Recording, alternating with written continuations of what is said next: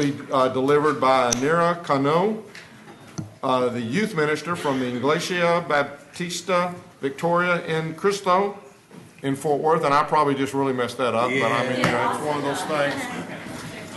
After the invocation, please remain standing for our pledges. Thank you for coming out today. God who is in heaven, we want to thank you for this day. We want to thank you for all who have come here today. We ask you that you would be here, that you would guide us, that you would guide the commissioners in the decisions that need to be made for our county. And God, as your word says, may they act justly, love mercy, and walk humbly with you. Guide them today. In your name we pray. Amen. Amen. I pledge allegiance to the flag of the United States of America and to the republic for which it stands, one nation, under God, indivisible, with liberty and justice for all. Honor the Texas flag. I pledge allegiance to thee, Texas, one state, under God, one and indivisible. Thank you for coming out today. Your Honor. Yes, sir. Before we get started, I would like to have you recognize Dr. Gwendolyn Morrison of the Tarrant County Community College and chair of the board of the Black Historical and Genealogical Society, and Brenda Sanders Wise. They have an invitation they'd like to make to Tarrant County. It doesn't look like Dr. Morrison has yet arrived, but if you'd recognize Brenda Sanders Wise, come on down. Appreciate it.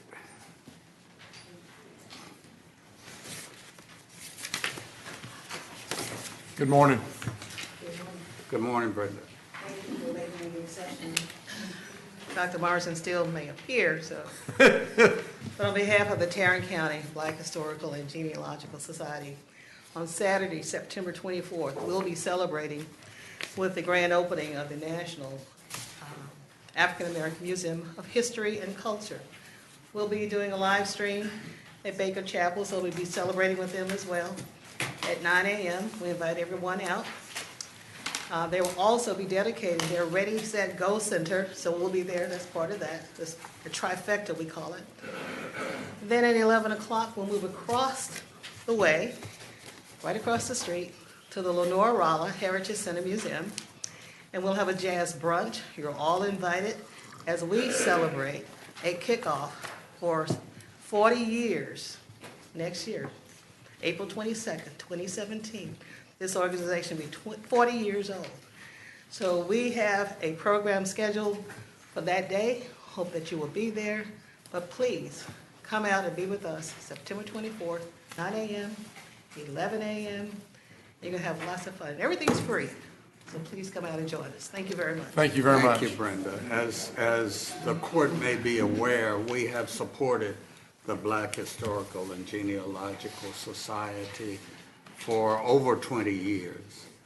And I am particularly excited about an opportunity to watch the dedication of the African American Museum, which is on the Mall in D.C. I tried to get tickets to the dedication, but they are not available. A hard ticket to come by. Hard ticket to come by, so thanks for recognizing Brenda. Well, again, thank you very much for being here, Brenda. We appreciate that. Agenda announcements, Mr. Mayes?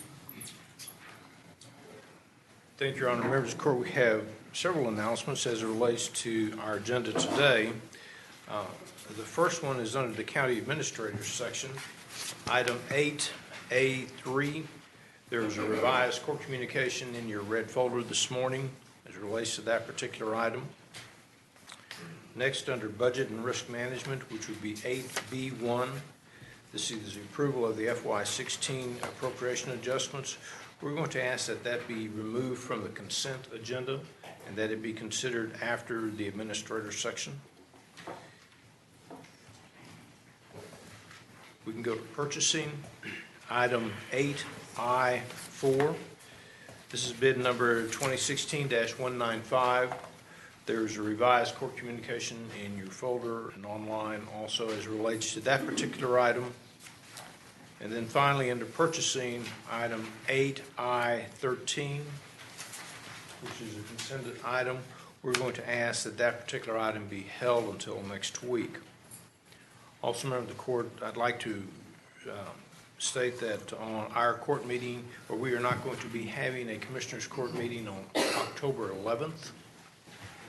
That is the county judge and commissioners conference, and so we will not have court on October 11th. Thank you, John. Thank you.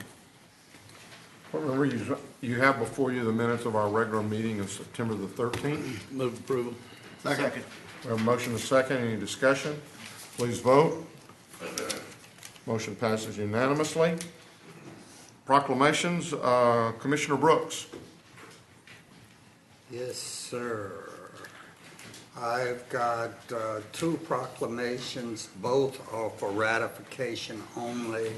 The first is to recognize the 80th anniversary of Como First Baptist Church. The second is the Tarrant County Infant Health Network's 15th Annual Tarrant County Infant Health Summit. I move ratification of both those items. Second. We have a motion and a second. Any discussion? Please vote. Motion passes unanimously. Court members, you have before you the consent agenda with the exceptions of those items that Mr. Manius mentioned just a few moments ago. Move approval. Second. We have a motion and a second. Any discussion? Please vote. Motion passes unanimously. Mr. Manius. Thank you, Your Honor. Members of the court, we have 5 additional items to bring to you this morning. The first one, under the administrator section, we're requesting that the Commissioners Court approve the 2016 holiday season meeting schedule. We've attached that to the court communication. What this reflects is that the Tuesday after Thanksgiving, which is November 29th, will be canceled, as we have done in the past in both December and in January. The December 20th meeting will be canceled. Also, the first meeting in January, which is January 3rd. The meeting that we have scheduled for December 27th is an amended meeting. It'll only include emergency items and also claims register and also HR related issues. We're requesting the Commissioners Court approval. Move approval. Second. We have a motion and a second. Any discussion? Please vote. Motion passes unanimously. Members of the court, if we can move to item number 2, we're requesting that the Commissioners Court concur with the actions of the Hospital District Board of Managers and approve a lease agreement between the district and Ortho Maxillofacial Network for the lease of approximately 2,116 square feet. This is in the the hospital district's outpatient pavilion, which is located at 1500 South Main Street. Move for approval. Second. We have a motion and a second. Any discussion? Please vote. Motion passes unanimously. Members of the court, on item number 3, this is the item that you have a court communication and a resolution in your folder for this morning. First, let me say that we're going to ask for an action, but before the court takes any action on that, Mr. Wright wants to address the court at that time. We are requesting that the Commissioners Court approve the order, which is before you, authorizing the use of general funds for the payment of tax refunds owed to Tarrant County taxpayers. The total amount of the funds requested is $7 million. It is requested that the county auditor be authorized to execute the transfer of funds without it first appearing on the claims register. You might note that there has been some media coverage of this item. I will say that this entire process is a fairly complicated process for the normal citizen to understand, and it's an issue where that funds that were available to Mr. Wright to do this particular activity were in a special fund that did not have sufficient funds in it. It did not necessarily mean that the county didn't have funds. And I want to thank Mr. Wright for working with us on this and helping us get us to where we are today. Mr. Wright.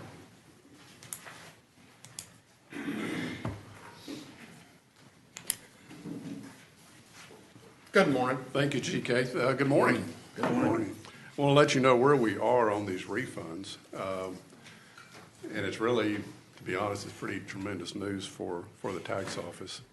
First, I want to introduce some really important people to me. You know my chief deputy, Tom Spencer. But on the very back row are three ladies who got here early so they could occupy the last row. And that's Anita Elsakawi, my accounting director, Lisa Han, my property tax director, and Christy Smith, my refunds manager. You'll recall, you'll recall that in April, the Tarrant Appraisal District had a systems upgrade, a software upgrade, that produced a big mess. We didn't get any supplements in May. We got 3 in June before we got one we could use. And then we got the big one, which was the July supplement that we actually received on August 19th with over 80,000 account changes and over 5,000, actually 5,100 refunds, amounting to $8.7 million. So at that point, we were already processing refunds, mostly overpayment refunds. So we started out with 10,000 refunds. We've already set aside the money for the overpayments. And, none of these are automatic. Every refund is researched and validated, especially the recals. That's where because of a change to an account, we have to recalculate the taxes. So they're called recals. Those take a little longer. Sometimes they can be a little more complex. Also, it gets a look from the auditor's office before they're paid. We have processed, have worked all but 2,675 of those recal refunds. Y'all wouldn't know that, but that is a tremendous feat. That is quite an accomplishment, and I want to thank Christy Smith and her refunds group for their hard work. They've been working a lot of overtime. We'll continue to do that, but that is a tremendous effort and an extraordinary achievement. So far, we've not needed any money from the county.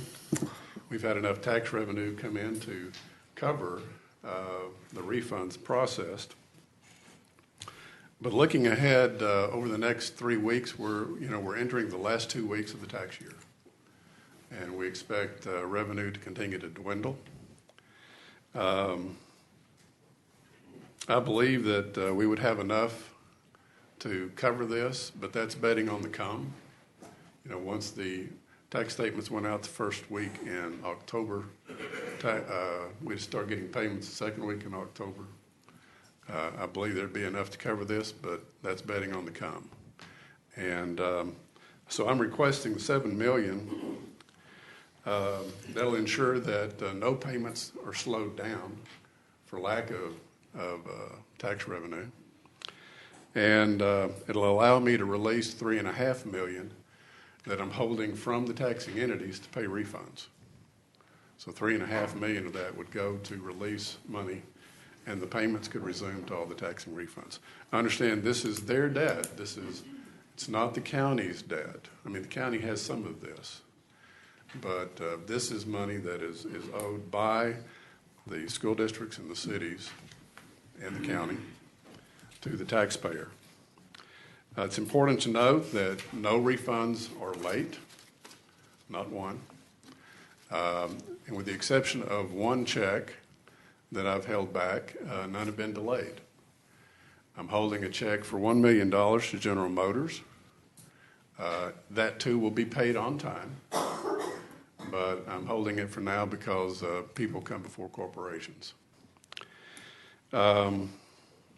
All the refunds, including GM, will be paid on time whether we use this money or not. But it provides some peace of mind knowing that the funds are already there and that we can resume payments to the taxing entities. I don't want to mislead you, though.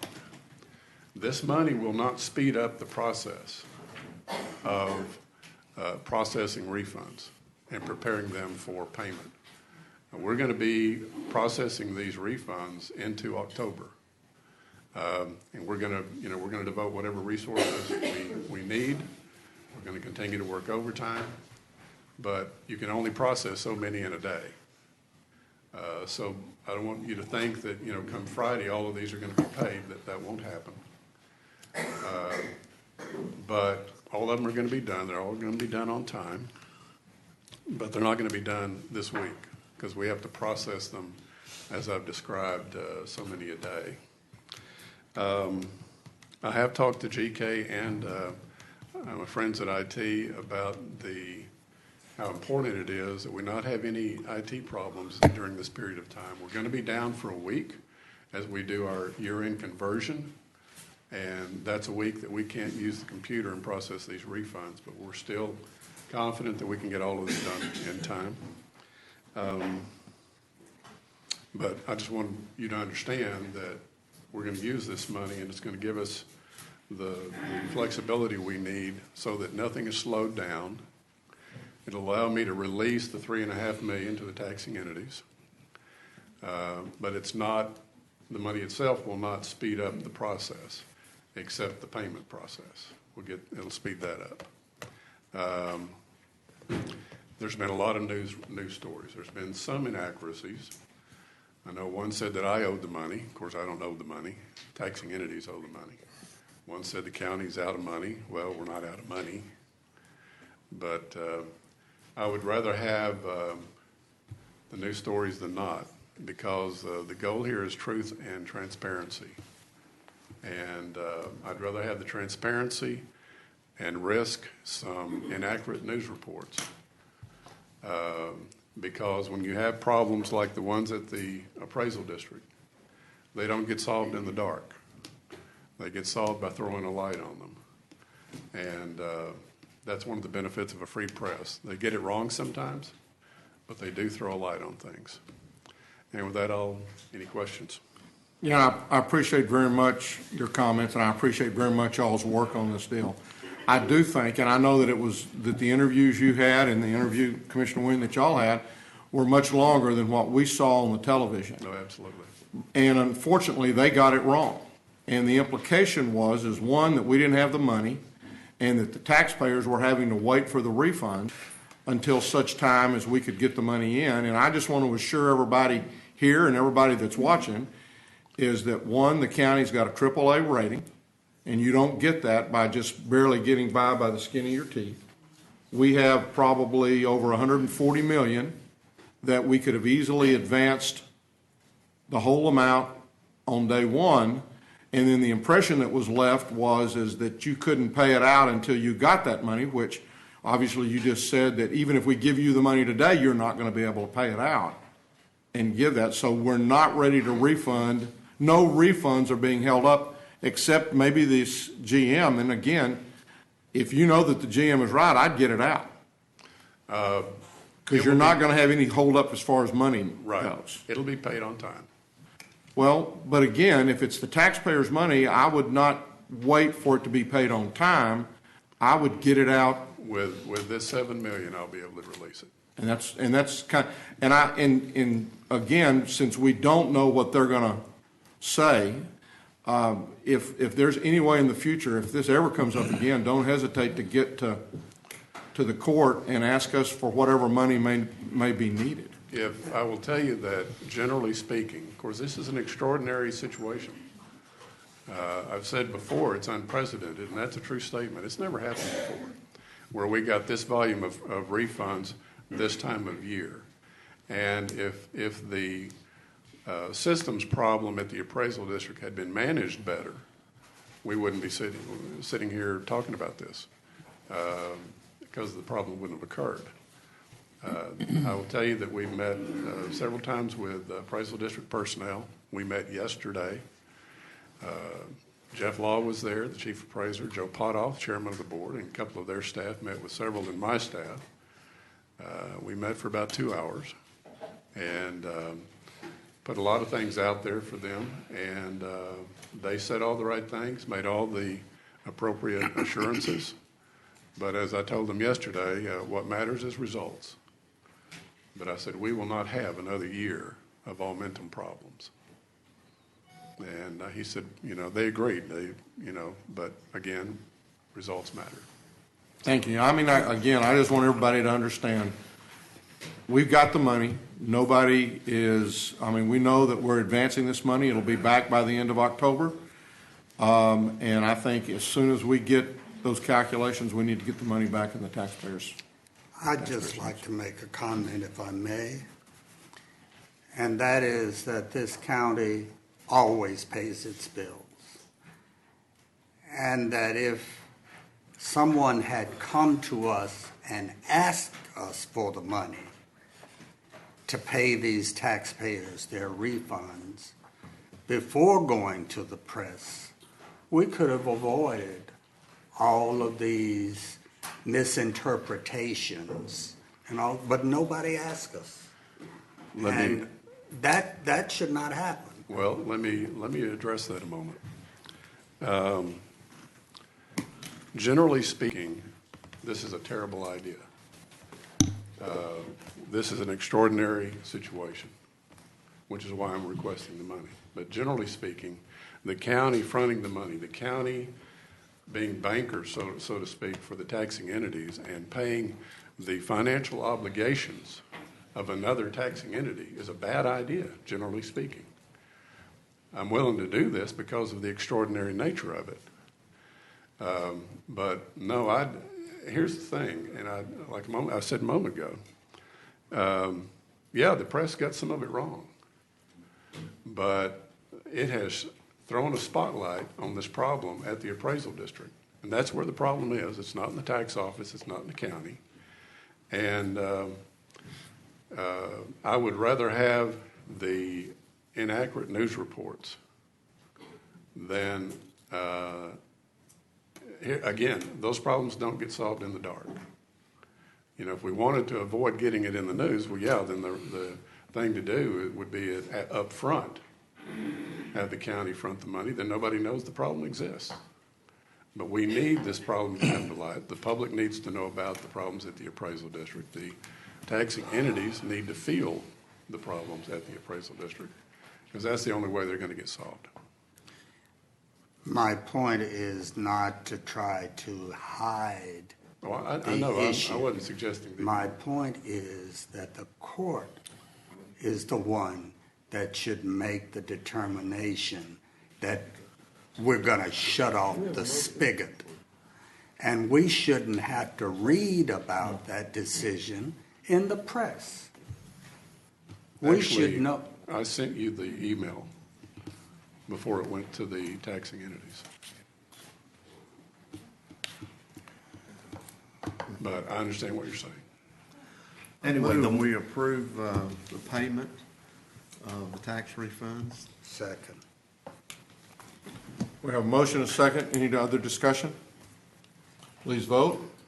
Motion passes unanimously. Thank you very much.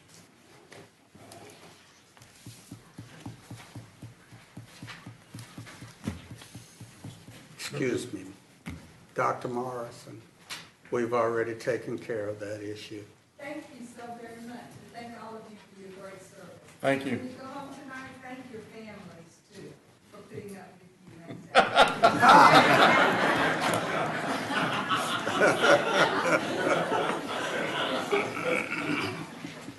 you. Any other comments before I go on? No, you go right ahead.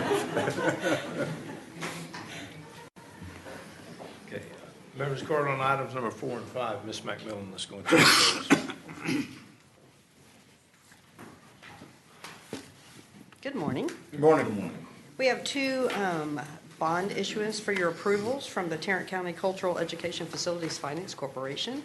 The first is a request to approve Series 2016 Health Facility Revenues Bonds to be issued for Air Force villages in an amount not to exceed $140 million.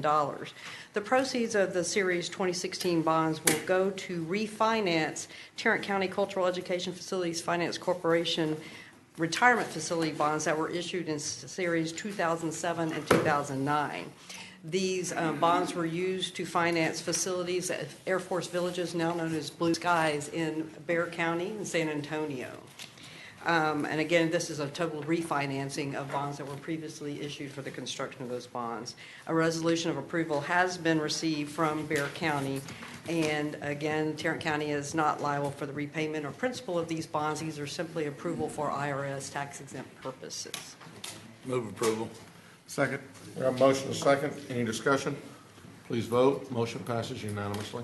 Okay. The second item I have is approval of an issuance of Series 2016A hospital revenue bonds in one or more series by the Cultural Education Facilities Finance Corporation for Texas Health Resources System in an amount not to exceed $875 million. The proceeds of these bonds will be used to refund outstanding Tarrant County Cultural Education Facilities Finance Corporation Series 2007A bonds, and to also fund new construction of several facilities throughout the area, including Tarrant, Dallas, Collin, Denton, Kaufman, Erath, and Johnson counties.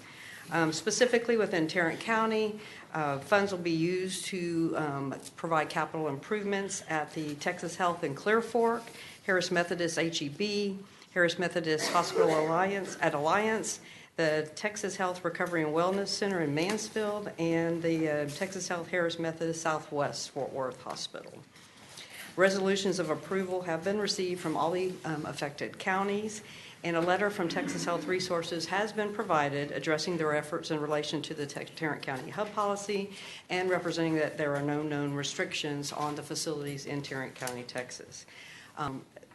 The bond counsel from Texas Health Resources is here if there's any questions. Otherwise, I ask for your approval. Move approval. Second. We have a motion and a second. Any further discussion? Please vote. Motion passes unanimously. Thank you. Thank you.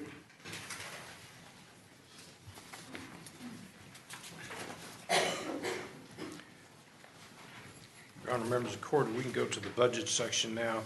We'd ask that we hold the appropriation adjustments until we took action on the on item 3 under the administrator section. So at this time, we're requesting that Commissioners Court approve the fiscal year 2016 appropriation adjustments, including the addendum. Move approval. Second. We have a motion and a second. Any discussion? Please vote. Motion passes unanimously. Thank you, Your Honor. Thank you. Ms. Glenn.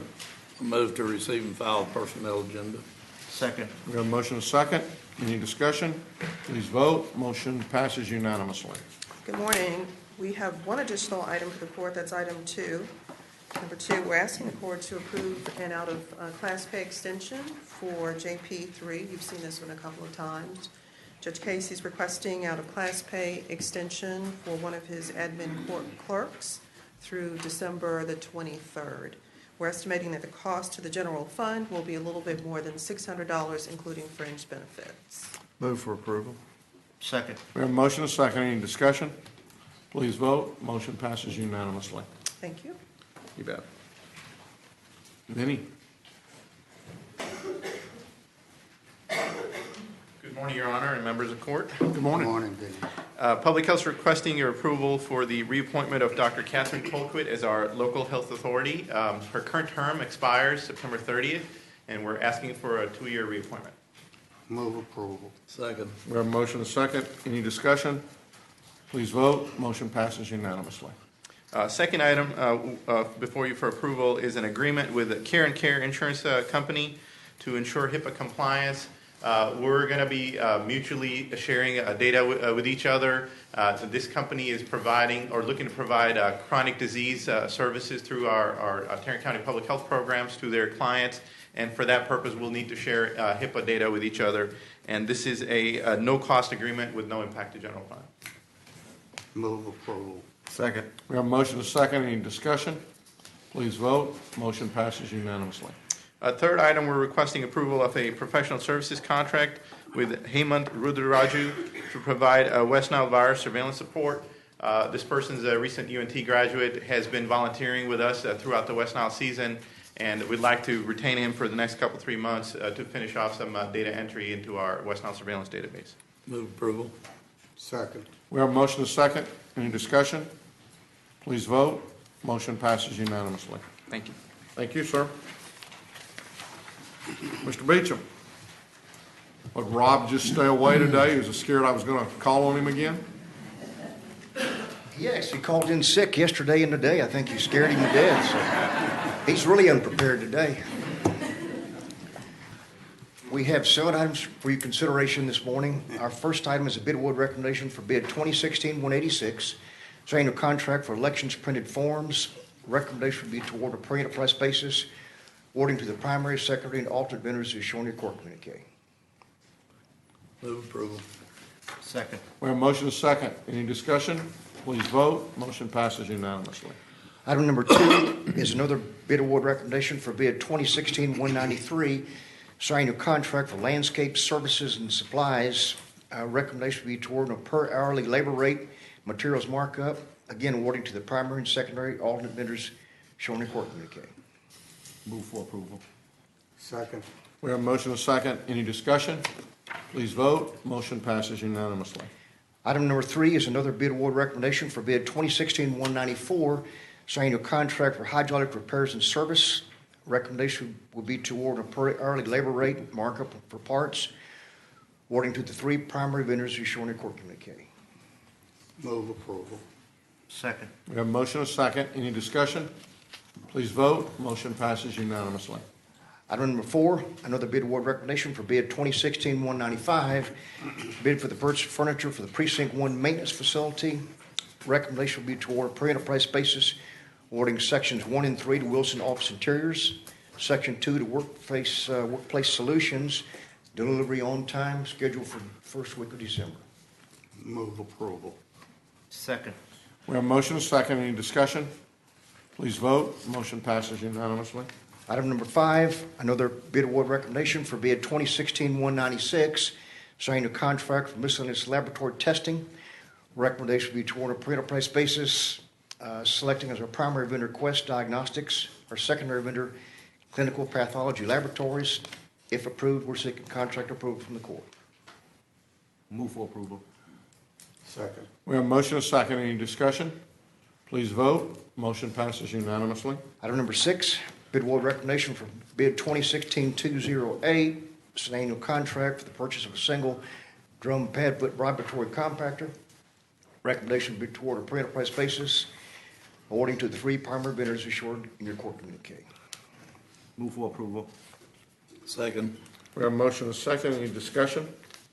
Please vote. Motion passes unanimously. Last item, number 7, bid award recommendation for bid 2016-215, annual contract for the purchase of pneumatic compactors.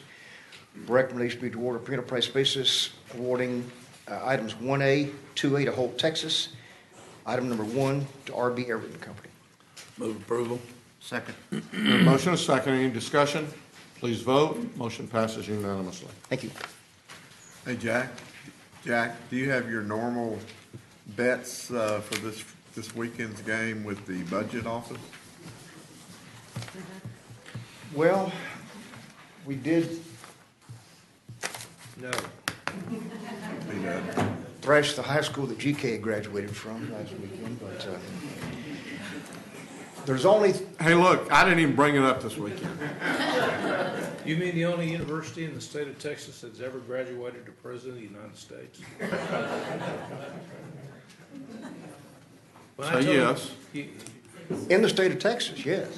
When I told him that a while ago, he said, well, Clinton graduated from Arkansas.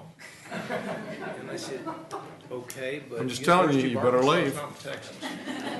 We hadn't had a chance to formulate our bets yet, but between Snyder, McMiddle, and Raleigh, we'll probably have something by the end of the week. Okay, thank you. So, Who was that last one? I wish them well. Who? Bill Riley. Bill Riley. Oh, Riley. I thought you said Ronnie. Well, okay, at least great minds think alike. Richard Schiller. Are there any appointments today? There being none, then we'll move forward to the claims, including the addendum. Move approval of the claims, including the addendum. Second. We have a motion and a second. Any discussion? Please vote. Motion passes unanimously. Briefing items, Mr. Maynes. Thank you, Your Honor. Members of the court, we have 4 briefing items we would like to bring to you today. The first one concerns tax abatement on Race Street mixed-use development. Ms. McMillan is here to address the court. I'm back. Good morning. Good morning. again. Criterion Development Partners has submitted a request for tax abatement assistance for a new mixed-use development that will serve as a catalyst in the redevelopment and transformation of Ray Street. This is within the City of Fort Worth 6 Points Neighborhood Empowerment Zone. The project includes construction of 152 multifamily units with 10 live and work units and retail spaces at a minimum investment of about $20 million. A planned second phase will add another 194 units at an investment of around $29 million. The project is expected to provide at least 5 full-time jobs and at an average salary of just over $44,000. The City of Fort Worth, because this is in a neighborhood empowerment zone, has approved a 10-year 100% tax abatement. Staff is proposing county and hospital district tax abatement of up to 50% for the 10-year period. Pretlow Riddick with Criterion Development is here today, and David Pettit, the consultant, and I'm going to ask Pretlow to come forward, and he has a presentation he'd like to provide on the project.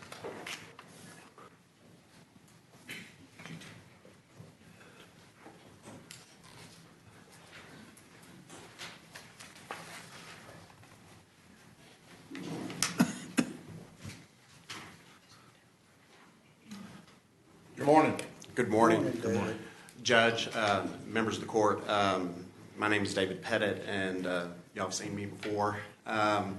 It is my privilege and honor to introduce to you Pretlow Riddick. I have been working with him for 3 years. He is a true urban pioneer. I think what he is about to show you is something that's going to be really catalytic in the east part of Fort Worth. And without further ado, I'd like to introduce Pretlow Riddick, and he's going to walk through some of his background, his experience, and his project. Good morning. Welcome. Good morning. Thanks for having me. Good morning, Pretlow. Good morning. As Lisa mentioned, I'm with Criterion Development Partners. It's a small firm. There's just 13 of us in the company, but we work on larger, complicated projects. Almost exclusively, there's some type of urban redevelopment projects. I've been at it for quite some time. I've got 3 partners with me. Generally, we target transit-oriented developments, which is a little more difficult in Texas. But transit-oriented in Texas a lot of times means near a freeway or on a good bus line, not necessarily train transit. Like we've been able to accomplish in Boston. We have numerous projects in Boston at metro stations. The 4 partners have about 90 years of business. We've been at it for quite some time, developed probably about 60 projects, 20,000 multifamily units.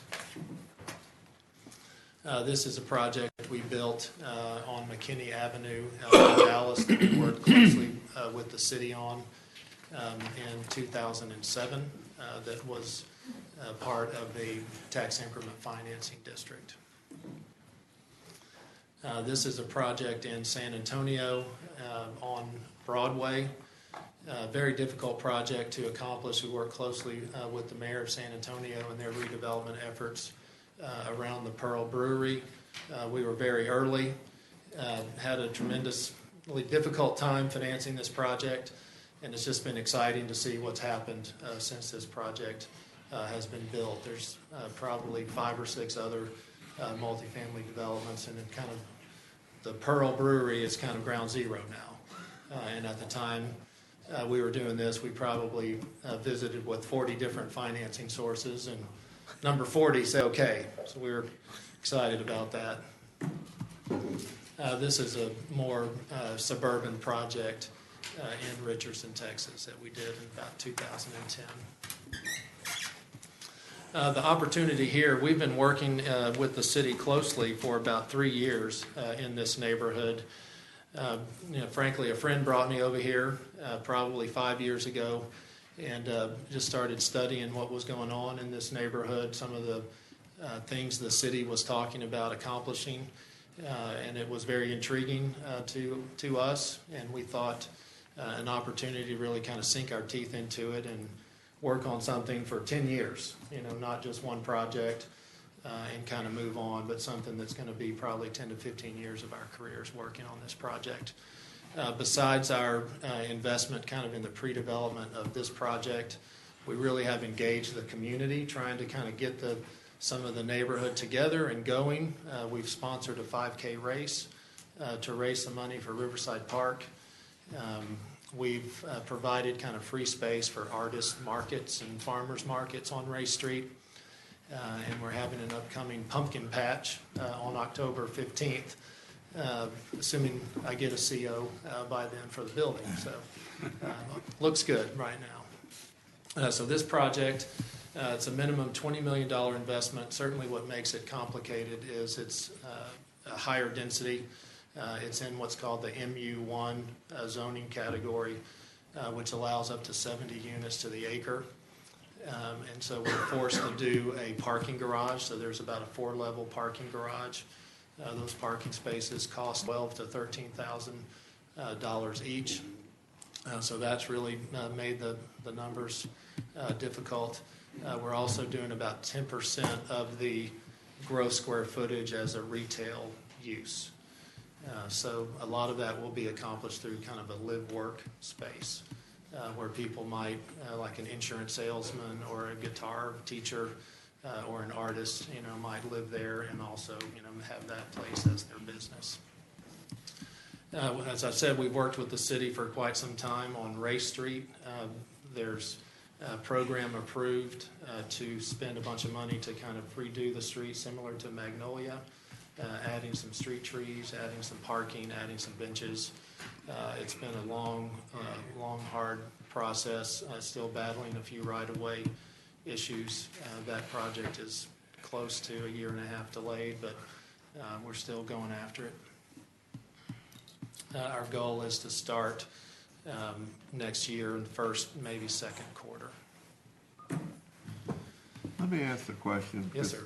You're moving through this. Where is this at on Ray Street? It's Ray Street generally. Do you have a slide that shows kind of a? Let's see. Or is that something you're going to come to? I'm not sure we put that in this presentation. Okay. Let me look. Well, tell me where it is. In relation to Sylvania, in relation. Do you know where Fuzzy Taco is? It's just down the street from Fuzzy Which Taco. way? To the east. Okay. About Toward 20 Belknap? yards. Towards Belknap, yes. Okay. Sir. Towards the 6 Points intersection is Riverside, Belknap, and Ray Street. Right. So it's in between Fuzzy Taco and Riverside on the south side of the street. We have a total of about 6.5 acres that spans from Ray Street all the way. Same side of the street as Fuzzy's, or? No, sir, the south side, the opposite side. The south side, I guess. Yes, sir. Yeah. And it spans to Belknap. So the goal is the first phase is about halfway to Belknap, and then the second phase would be all the way to Belknap. Okay, thanks. Yes, sir. Let's see if I missed one here. Really all the typical amenities of, a very high quality project, which we're known for. We'll have a swimming pool, sun deck. A lot of the units on the first floor will have little yards. On the back street is Plumwood, where we'll have some kind of urban townhome looking units that have stoops and a little yard. Bike rooms, biking is becoming more and more of a mode of transportation, certainly for the millennials these days. We've worked with the city on the design of Race. It includes a bike lane right in front of the property. Describe this bike room. Bike room is just storage for bikes, and we have little machines in there to where they can put their bike up on a stand, clamp it down to hold it, and then they can work on their bikes. We work in Cambridge, Massachusetts, and in Cambridge we have to provide more bike spaces than car spaces. Believe it or not. Well, it's always a little tough, but that's what their zoning requires. More bikes per unit than cars. So as David and Lisa mentioned, we've been working with the city for a while, and a few months ago we're able to finalize the tax agreement with them for 100% for 10 years. as well as an enhanced community facility agreement for utilities. There's really not a lot of storm sewer lines in this neighborhood. A lot of the streets don't have curbs. Water and sewer lines are 20, 30, 40 years old. So we're going to be changing out a lot of streets and water and sewer lines. And so basically, under the ECFA, we're basically the bank. We're spending our money doing those improvements, public improvements, and then once we're complete, we get paid back. You mentioned transit-oriented development, and other than the T and their bus, there obviously is probably not going to be a rail line through that area right now. But what other transit? Right. Well, in Texas, it's pretty much limited to bus lines and close access to a highway. And so that's one of the things that is attractive to us about this site as well. Is very easy access to 35, 121, and I-30 as well. Okay. Have y'all looked into companies like Lyft, which is working on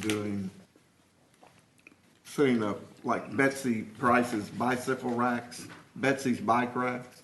Okay. Lyft's looking at doing the same thing with cars, where you put your credit card in, you get in the car, and you go drive it and use it and bring it back or drop it off somewhere.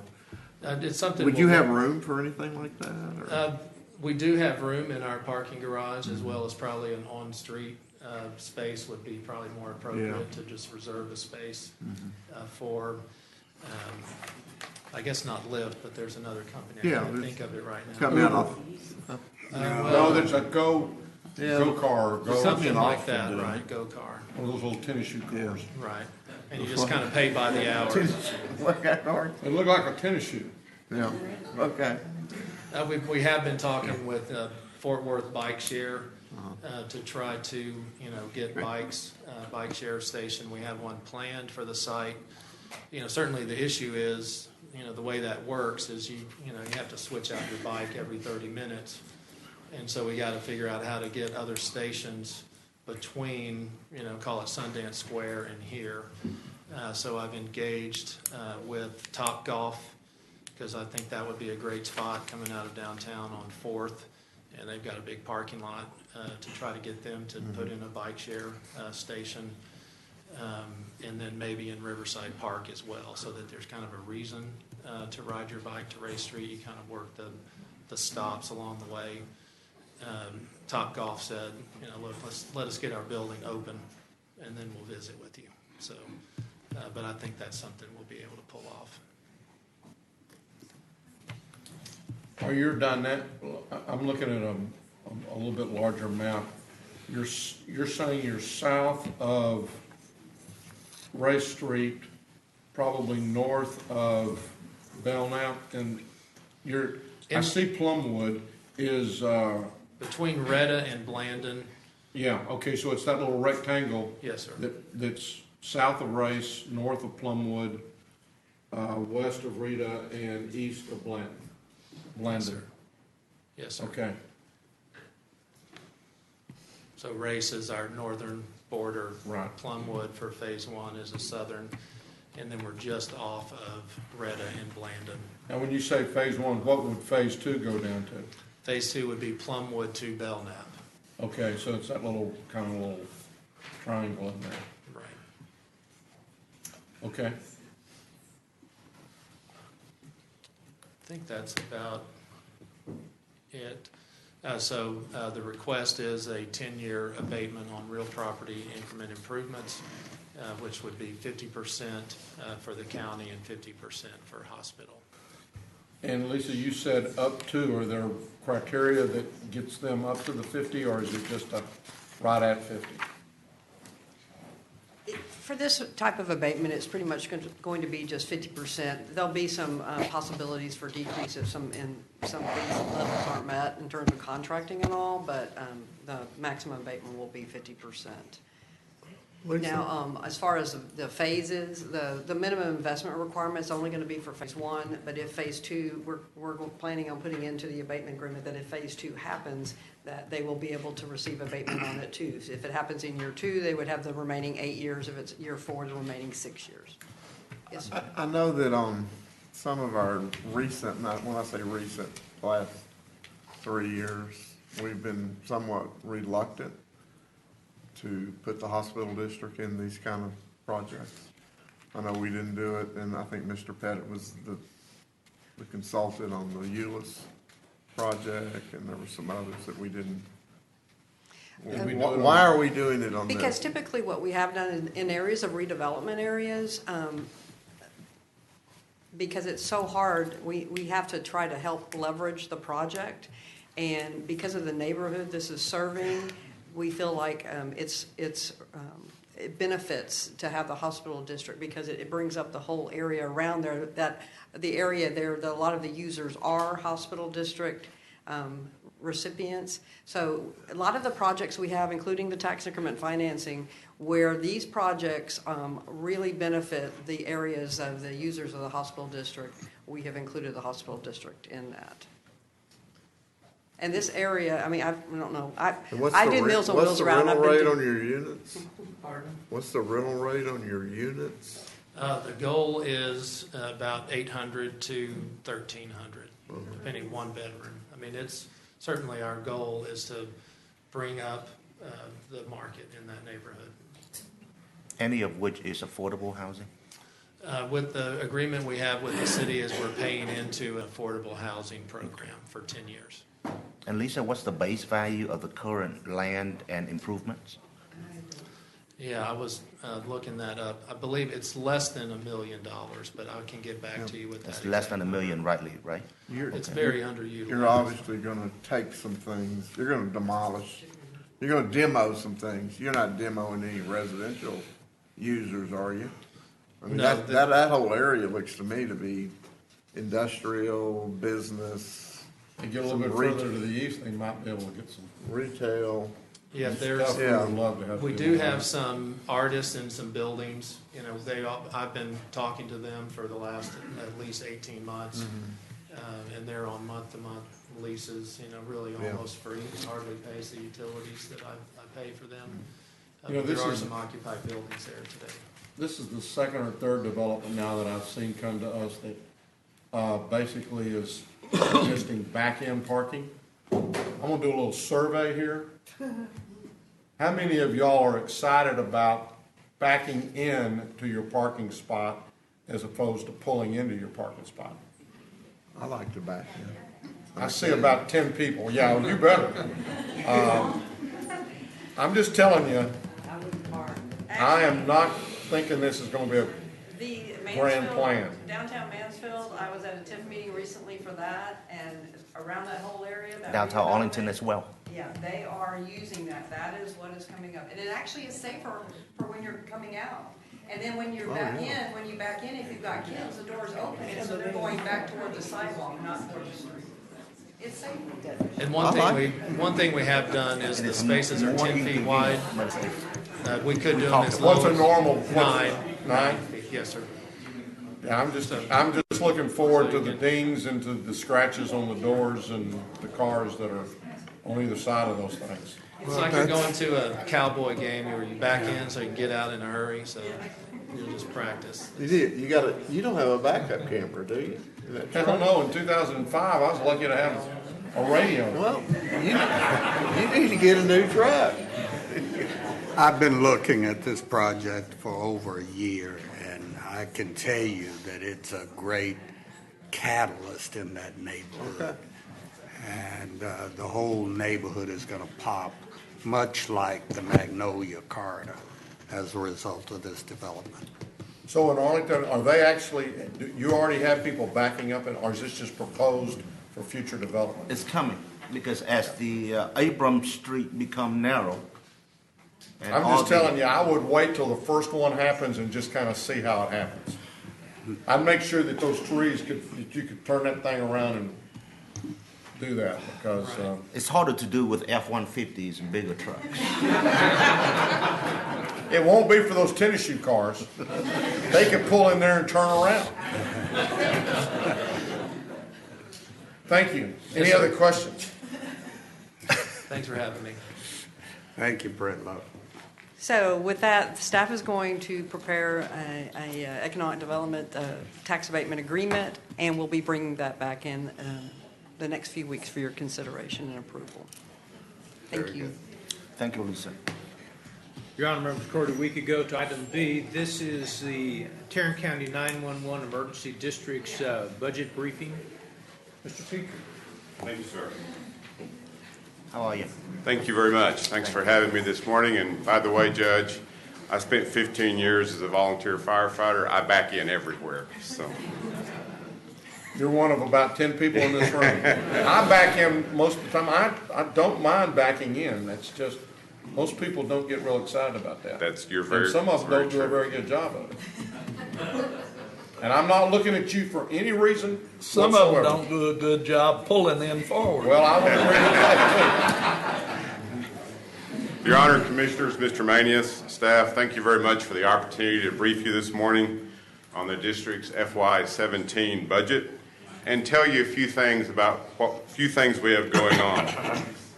Since the first call was answered in August the 2nd, 1987, over 50 million 911 calls have been answered through the system, and we've never raised our fee. A little bit about the district: 46 public safety answering points, that's police and fire dispatch centers, 41 member entities, 38 cities, Tarrant County, DFW Airport, and NASJRB. Population of about 2.3 million people, 1,100-ish square miles. It changes on a daily basis, as you're aware. Slightly less than 1 million wireline database records, and that number continues to decline. And I appear to have frozen. All right, there we go. About 1.8 million wireless devices, and those are mostly in the hands of teenagers, I believe. You get a lot of texts that don't talk. True, very true. Yes, I have stories about that sometime. I'll be real brief. Senior year in high school, my daughter, 1 month, 12,000 text messages. That's back when you paid for them by the message. And 3 minutes of talk time. So I understand that fully. I keep reminding my kids, even in the 30s, that those things can talk. Yes, they can actually talk into those. Absolutely. About 2.1 million calls in 2015. 82% of those were from wireless devices. In July, that number was 84%. The map's a little hard to read, but I just wanted you to see the district boundaries. We include all of Tarrant County and 6 other contiguous counties, or portions of 6 other contiguous counties.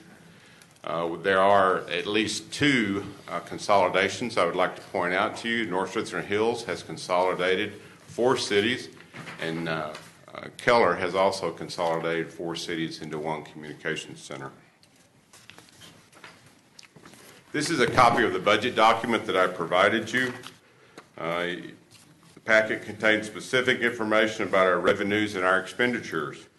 It also contains a 5-year forecast and an audited balance sheet for the fiscal year ending September 30, 2015. A couple of highlights. Overall, the district's expenditures have increased slightly over 4%. Next generation projects include an IP-enabled network and a restart of our planned 3-year replacement of 911 equipment. We, like the appraisal district, had a similar misfortune with the upgrade of a system. Luckily, it was completely offline. I drew the line in the sand, and we're starting over. So we, luckily, did not go live before we noticed the problem. An expanded training program, including a new state-mandated requirements and assistance of pre-hire testing to support call taker retention within the public safety answering points. I'm having technology issues. Thank you. Our budget in the most simplistic of terms. Revenues will be approximately $14.4 million. We'll move about $9.4 million from our equipment reserve fund to have a total expenditure of approximately $23.8 million. At the end of FY17, we'll still maintain about a $15 million equipment reserve fund. Next slide, please. Thank you. Some salary items I want to bring to your attention. We have included a 3% merit pool for our employees. We have included a terminal benefits in our budget anticipating a retirement, and also an overhire or succession planning also anticipating a retirement. We will be filling our vacant public education position. We'll be adding what is called here a software specialist. We now call it Systems Integration and Performance Analyst, and that will be for the new software-driven 911 system to test the upgrades before they go live. We're also adding at some point, and we haven't decided exactly where, we'll be adding an assistant director's position to have mainly to do with regulatory and legislative affairs and to provide some succession planning. You've seen, okay. Wait till she comes back in here. I apologize. I'm having technical issues this morning. I apologize.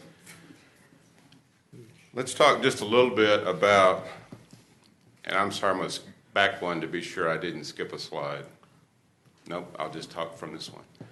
I want to talk just a little bit about a couple of initiatives that we had, and that's the Psap and Interoperability Assistance Programs.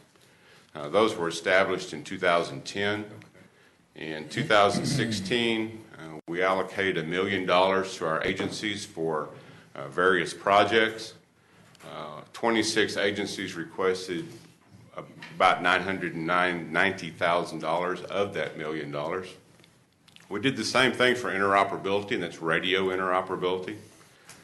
29 agencies requested about $1.8 million. The committee that oversees that will be rolling those funds, and the numbers just went away, but we'll be adding about $3,000 to the Psap assistance and about $200,000 to the interoperability assistance program. This is my vision. You've seen this before. We have to plan today to implement technology 2 years from now that hasn't even been thought of yet. Wireless devices come to mind immediately. In the mid-'80s, I made the statement, who in the world would want to have a phone in their car?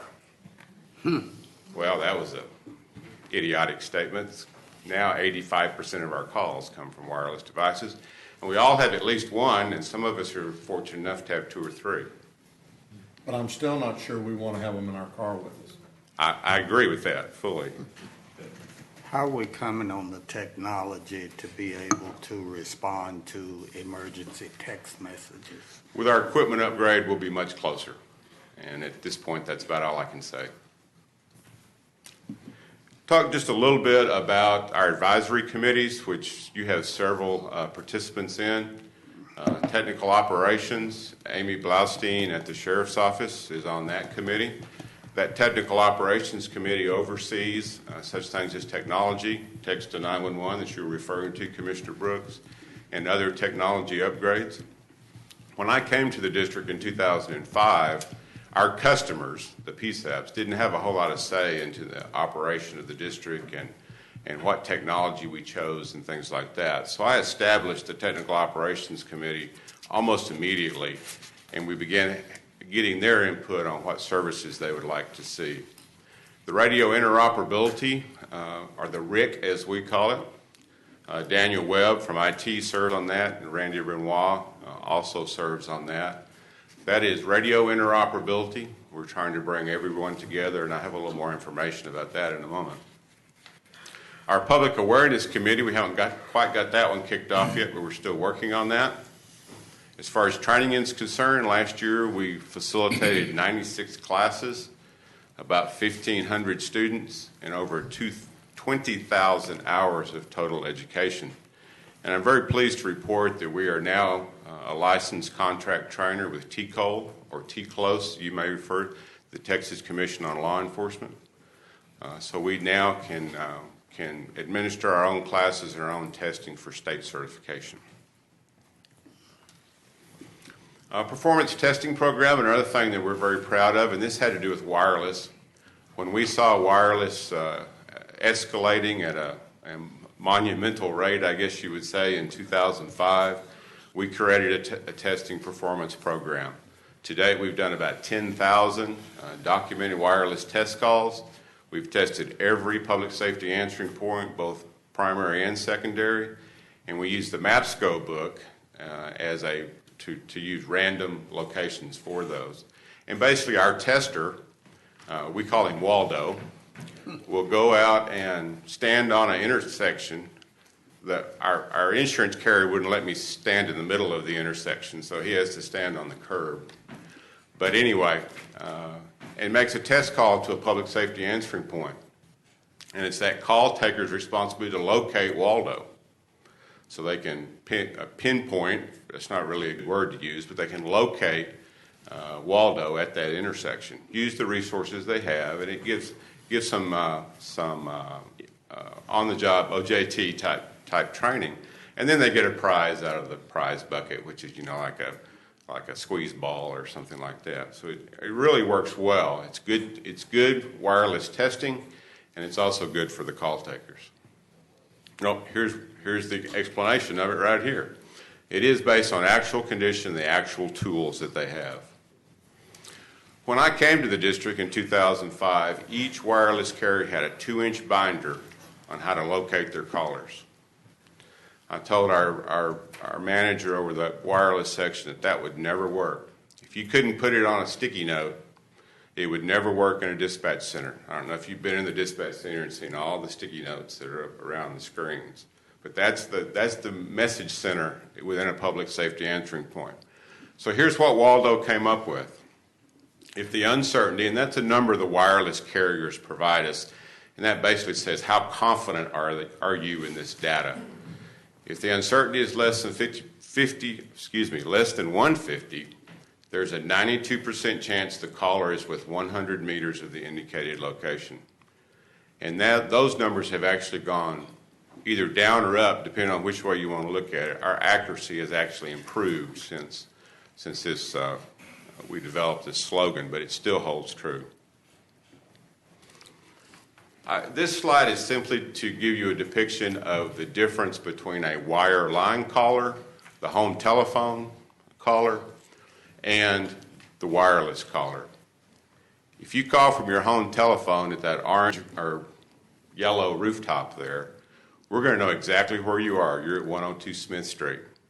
If you call from that same locations and conditions aren't perfect, then that 100-meter radius is about as good as we're going to get for being able to locate you. And we have a lot of individuals who are doing away with their home phones.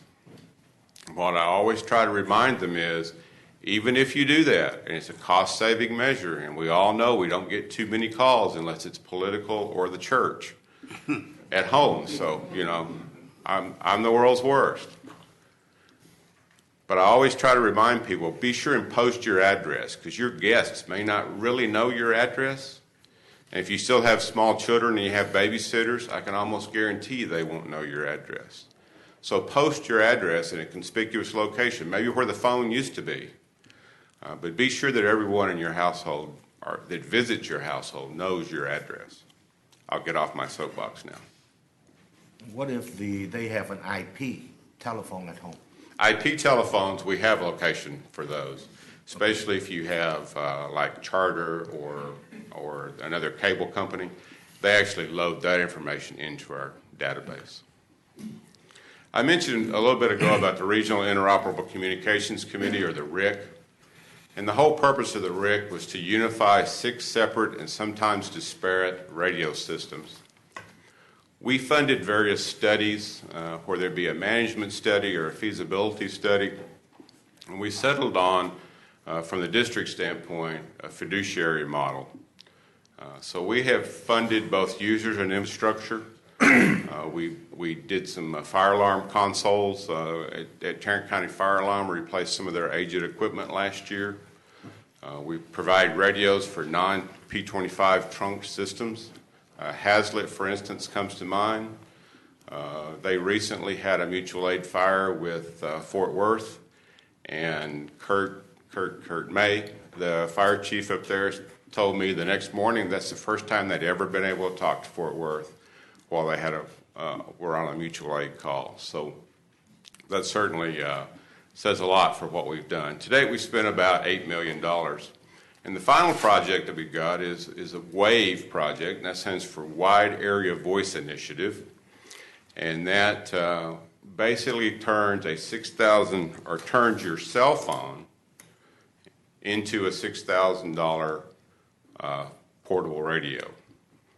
In other words, in many municipalities, the city manager will have a $6,000 portable radio sitting on his desk that he never turns on. It may be one time a year for a test, maybe that one event where he needs a portable radio. So you can put a $295 client on your cell phone and have those kind of communications. So we funded the infrastructure to go on the Fort Worth regional system. Since it's on the regional system, it covers all of Tarrant County. And I must not be hitting the button correctly. Here's a little more information about it. It provides authorized users on iOS or Android devices. It also can be used on a PC, such as in an EOC or in a secondary location, where you don't have to replace a $75,000 console in an EOC that you actually hope no one ever uses. You can put a $2,500 client down there on a PC. So there's a lot of advantages there. Next slide. Next slide, please. Thank you. This gives you a depiction of the 6 radio systems that we did put together. There are 6 autonomous radio systems here. They remain autonomous for management and maintenance, and the exceptions are the interconnection, the core.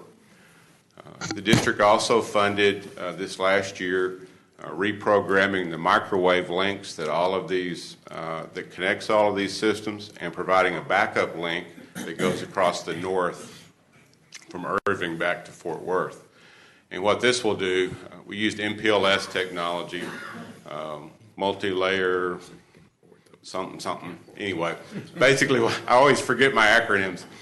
Basically, it provides traffic can go any direction it needs to at any time. It can switch direction. So if a link goes down, if a link is rained out, for instance, then it just picks another path and goes that way. And it's transparent to the user. One more war story, if you would. Our goal was for a unit to be able to start a chase in North Fort Worth and travel, never lose radio communications all the way to Grand Prairie, for instance. Well, as you remember, we unfortunately lost an officer in Bedford a year ago, 6 months ago. Officer Hoffner's family lived in Plano, as you may be aware, and It was actually Euless. Euless, thank you, sir. And his service was at this football stadium. Yeah, it was at Pennington Field. I forgot, thank you, Pennington Field. Irving motorcycle officers picked up the funeral procession in Plano and brought the procession to the football stadium. They used the regional radio system's I/O channel, interoperability channel, talked all the way from Plano, because Irving has an interconnection agreement with Richardson, and Richardson has an interconnection agreement with Plano. So it all meshed together, talked all the way gave status updates and such, all the way from Plano to the stadium. And that was an unfortunate event, but it gave a great test of the interoperability channels and what they're intended for.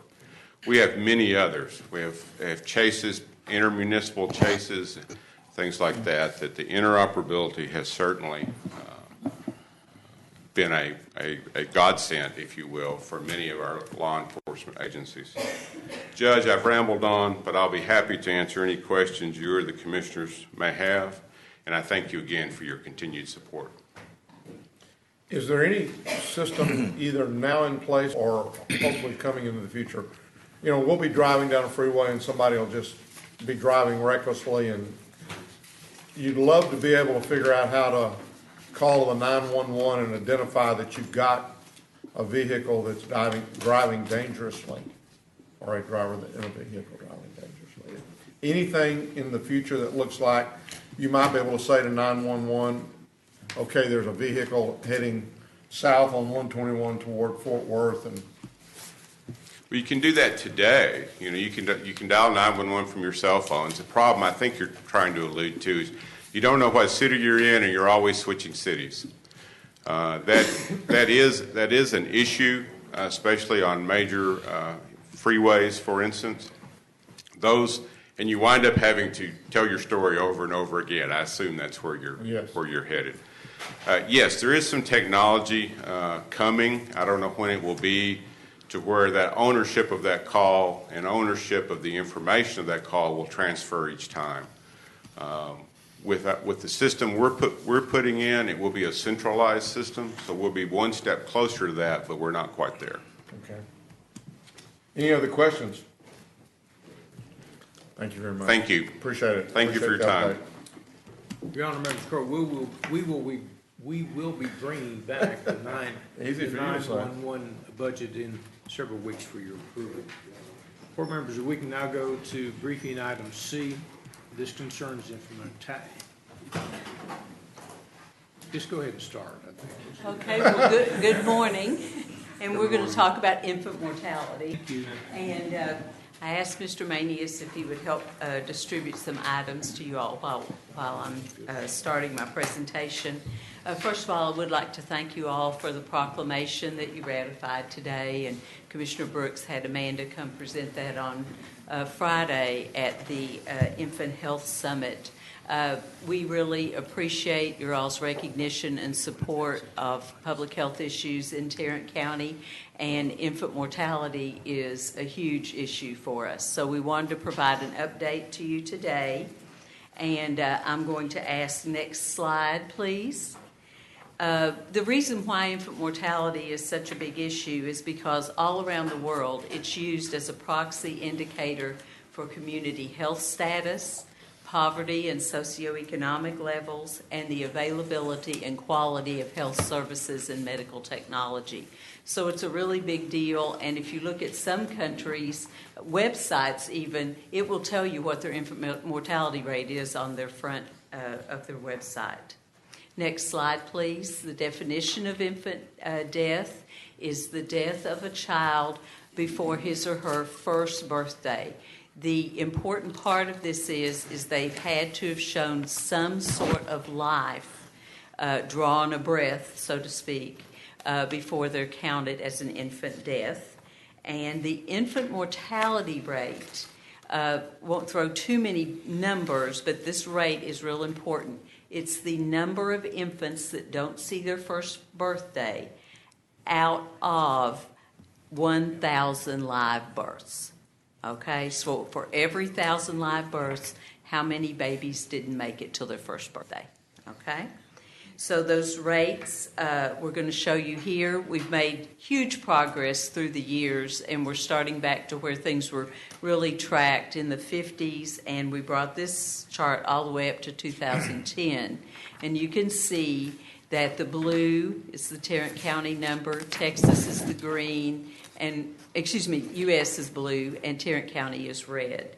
You can see here that we were pretty much tracking all together, but that's because we're using such large numbers. Okay, so now we're going to move down to more specific numbers and newer numbers.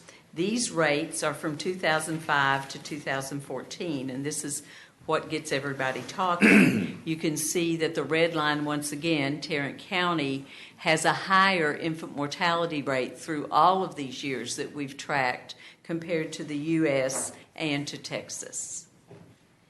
So we move on here to talk, what does that really mean? Does that mean we have the highest rate of any county in Texas?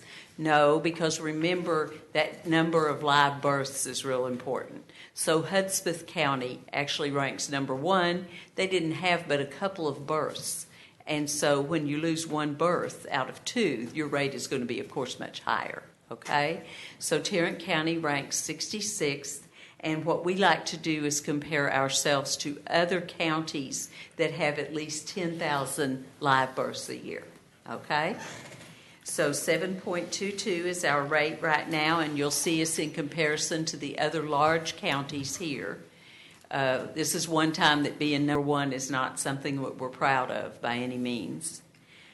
2014 is the most recent number, just to let you know. We have to get this from vital statistics data that's submitted to the state of Texas. Okay? What is it about Tarrant County? Yeah, I wish I'd known. We've been working on this problem, I have, at least since '91. And me too. I know.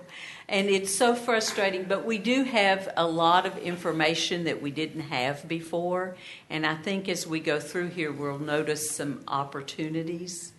But I think that one of the big challenges that we have here in Tarrant County is that infant mortality the problems don't start when a woman is pregnant.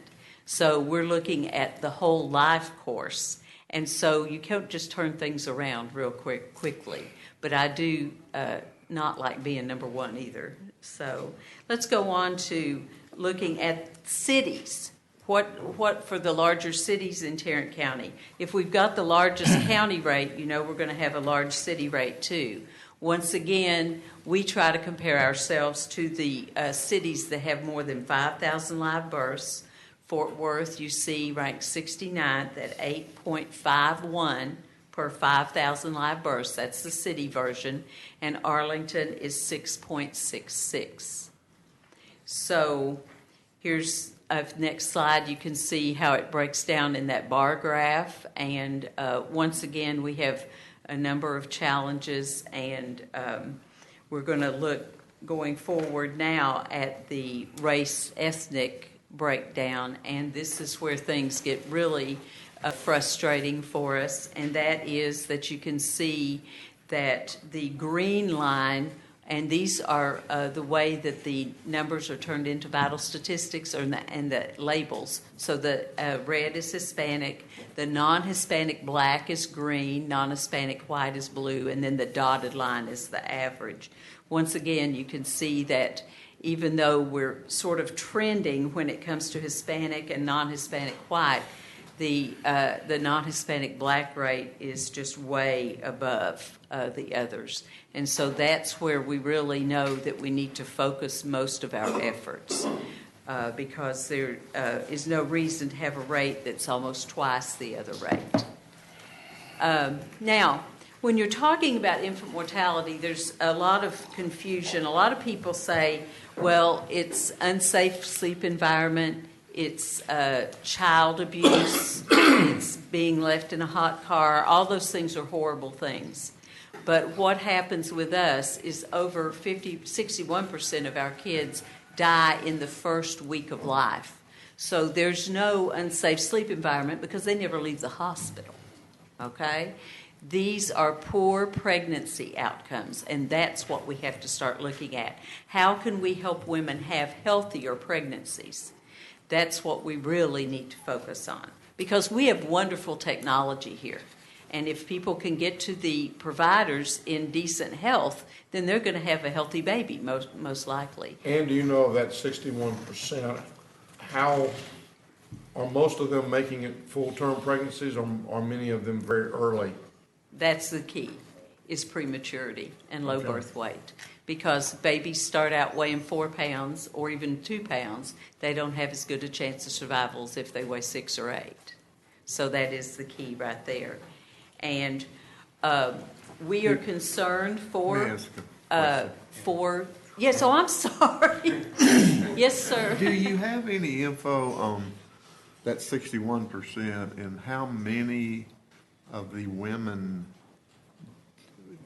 the first time they saw a doctor was when they delivered, or had no prenatal care? Is that typically, Sometimes. is that part of the problem? I'm sure it is part of the problem, but one of our problems with data collection is that is a self-reported number on the birth certificate. So if a woman is queried, when did you start prenatal care, they may be upfront about it, or they may sort of tell the interviewer what they think they want to hear. So I'm not really sure that we have as accurate a data on that, Commissioner Fickus, as we'd like to. I think you're no doubt correct that a lot of this depends upon the health of the mother pre-conception.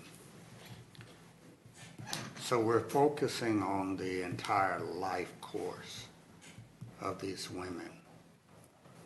What are we doing as a community between our public health department and our hospital providers to improve the health of these women such that we're able to make some improvement in these statistics? Yes. That is really a long answer I have for that, but I'm going to answer just right quickly with one thing that just went into effect at the state of Texas, and that is a program called Healthy Texas Women. In Tarrant County, over 50% of the babies that are delivered here are paid for by Medicaid. And Medicaid would keep the woman on Medicaid only until the baby is 6 to 8 weeks when she has a postpartum visit. Then she falls off. Well, if she developed high blood pressure, diabetes, had any other health problems, she has no health coverage right now. But with the new program that started September 1 by the state of Texas, it's called Texas Healthy Women, those women will be funneled into that program so they can get some care for diabetes, high blood pressure, get methods of family planning, if that's what they're looking for. And so there's those opportunities that we haven't really had before, Commissioner Brooks. And to be honest with you, a lot of referrals that we've had to make before have just been in community clinics, free clinics, charity clinics, and things like that. I think these will this will make a big difference. Yeah, but what you're talking about is post-conception and postpartum. My question was about preconception measures. Yes, sir. To improve the health of women so that they can have more positive pregnancy outcomes. Right. And Healthy Texas Women will also see women before they've had a baby, not just after they've had a child.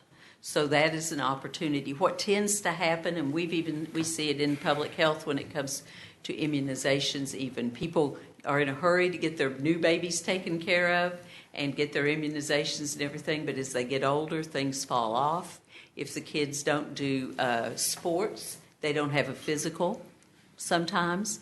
And so we've pushed Medicaid enrollment for those kids that are less than 18 and CHIP enrollment. And then in addition to that now, we've got something that's another opportunity, which is the Healthy Texas Women. And I think I believe Commissioner Brooks' question dealt with pre-pregnancy. What do we do? Right. What programs does public health have out there that address the health of the woman prior to pregnancy? Right. And I guess we can go on a couple of more slides. Let me ask one other thing. Okay. Because one of the other questions, as Commissioner Brooks mentioned, we've been looking at this for a long time. Yes, and, sir. I thought, well, we'll do a little bit of education and everything will be better. Didn't we help with a program or start some sort of a program where we were going in and counseling or again, working with young mothers? Because wasn't one of the problems that they were, a woman was having a baby almost every 10 months, or it was very, very frequent and just wearing the body out. Yes, sir. That's one of our programs. Nurse Family Yes, Partnership. that was it. Yes. And maybe, if you don't mind, Commissioner Brooks, can we kind of get back to your question? Otherwise, I'm going to. If you get back to it, I if promise not, I I'm gonna will. ask it again. I promise I will. Okay. because I do have that listed here. I wanted to tell you, though, that we have done a lot of digging into things, and this adds to what Commissioner Brooks is asking about. We have the fetal infant mortality review, and that's where we actually dig deep into these the situations where these women have lost their babies. In the first year, we actually do interviews with the families. We abstract the medical records, and we collect other social service data, and we bring that information before a panel of community and health professionals so we can see what are the trends, because we know, and you've already gone all the way over here because you know the answer, we have issues with overweight and obesity, with uncontrolled chronic disease, and also untreated infections. And so of the babies, and we've been reviewing about 45% of the babies that have not made it through the first year, and that's what we found tend to be the trends. Also, what we find is there are a lot of issues with the social determinants of health, which is the next slide. And you see here that poverty, availability of resources, safe housing, good food, do they have education so they can get a good job, and then access to healthcare services and the quality of their education and job training. All of these things roll together because you've heard the statement many times that wealth equals health. And that does make a big difference when it comes to pregnancy. So making sure that women actually, and when I say women, I'll say females, throughout their lifespan, have access to a safe environment, healthy foods, have the money to secure things that they do need is all very important.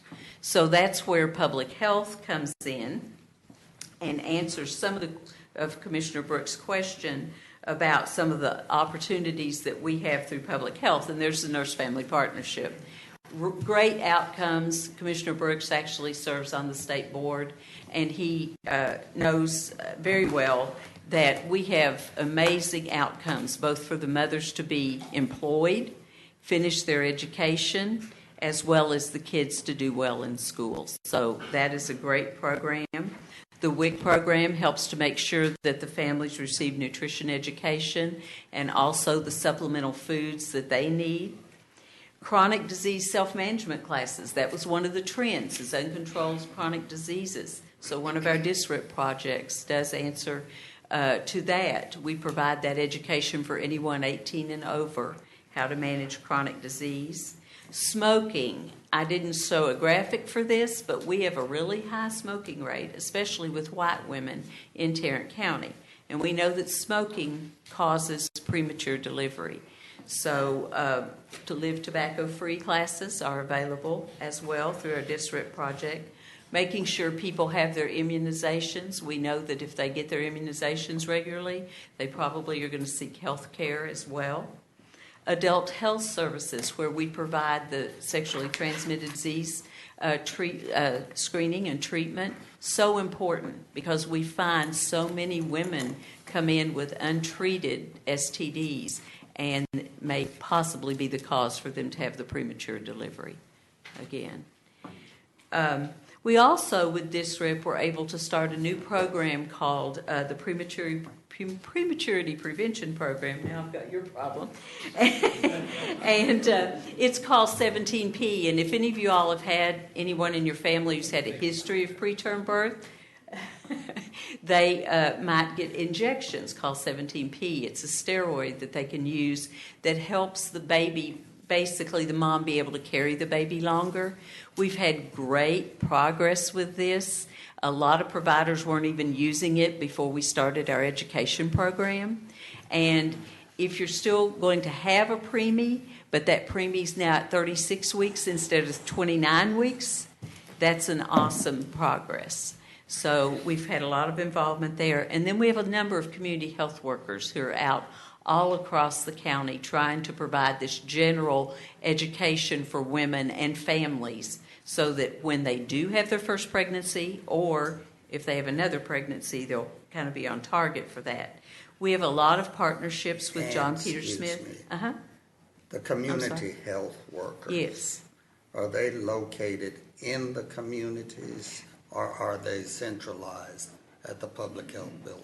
No, well, they hang their hat at some of the clinics, outlying clinics, but they actually The go public health out clinics. to churches, job fairs, and different locations to help provide education. How many of these do we have? We have 4 that are dedicated just to women's health for infant mortality prevention. They're funded by the WIC program. But also we have community health workers who teach in the chronic disease self-management and the tobacco-free program, and so they're out in the community as well. And these people are people who are from the community, and they have just had experience with setting up community events and doing education, maybe through their kids being in school or something like that. So it makes them a really good connection for people in the community. I know that we partner with JPS because they have a number of community health workers too, so we train them together quarterly to make sure we're up to date on our programs, and we can sort of advocate for programs that each other run through the community. Okay. Did that sort of answer your question? Not quite? No. Okay, you want, where do you want me to go? This is what our response is here. Any of these new programs that you haven't done in the past? Well, actually, the probably the 17P program is the most ingenious, I guess, because it's not something we picked up from somewhere else. So we have been doing it for the last 3 years, like the other district programs. Okay. But we've made such headway in that because it wasn't just another location that we implemented an evidence-based program. Are your community health workers, you've got a bunch of them doing different things, are they cross-trained so that you could take a preponderance of them and direct them to a certain disease concern or public health concern, like infant mortality? Yes, sir. Could you take some of those others and do a full court press for a while? Right now, we have that funding from the WIC program, so we don't have other funding. Everybody else sort of has to go with whichever program funds them right now.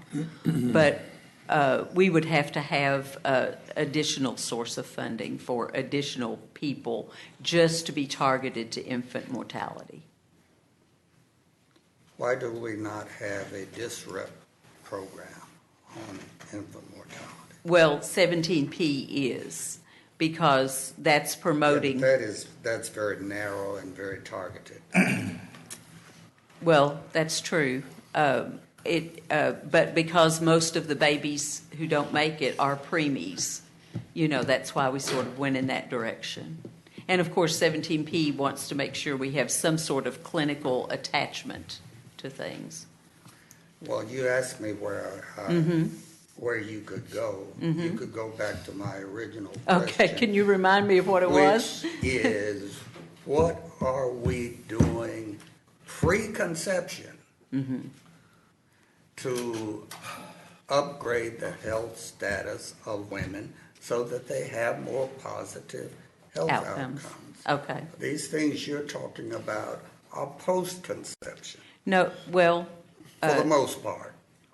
Okay. Well... The nurse-family partnership, Yes, it is. Well, they're already pregnant before they get in. Yeah. Okay. So that is true, and they have to be pregnant to come to WIC. But the chronic disease self-management, the tobacco, the immunizations, the adult health services, and the community health workers are not. They're not. They approach women no matter their pregnancy status and whether they've ever even had a child before. So how do we use these people in these programs to outreach to those who need to be targeted? Well, that's what we're doing with the community education. Those community health workers have the most leeway of anyone, to tell you the truth, Commissioner Brooks. And so they go to various places. They go to the schools. And I'm not talking about schools when girls are pregnant. I'm talking about in advance. They talk at the health classes. They also provide information to youth groups at churches. They also go to the Y's, and the Boys and Girls Club. Do they direct people to service? Yes, sir.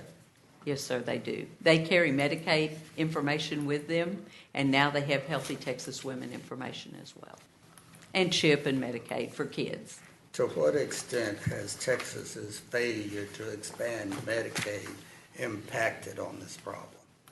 Well, I think that that has offered a challenge for us, and that's what we're really excited about the Healthy Texas Women for, because we're hoping that's going to make a big difference. It will be funded, care like they would have had if they'd stayed on Medicaid longer.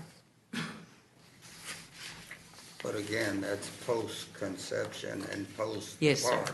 Yes, sir.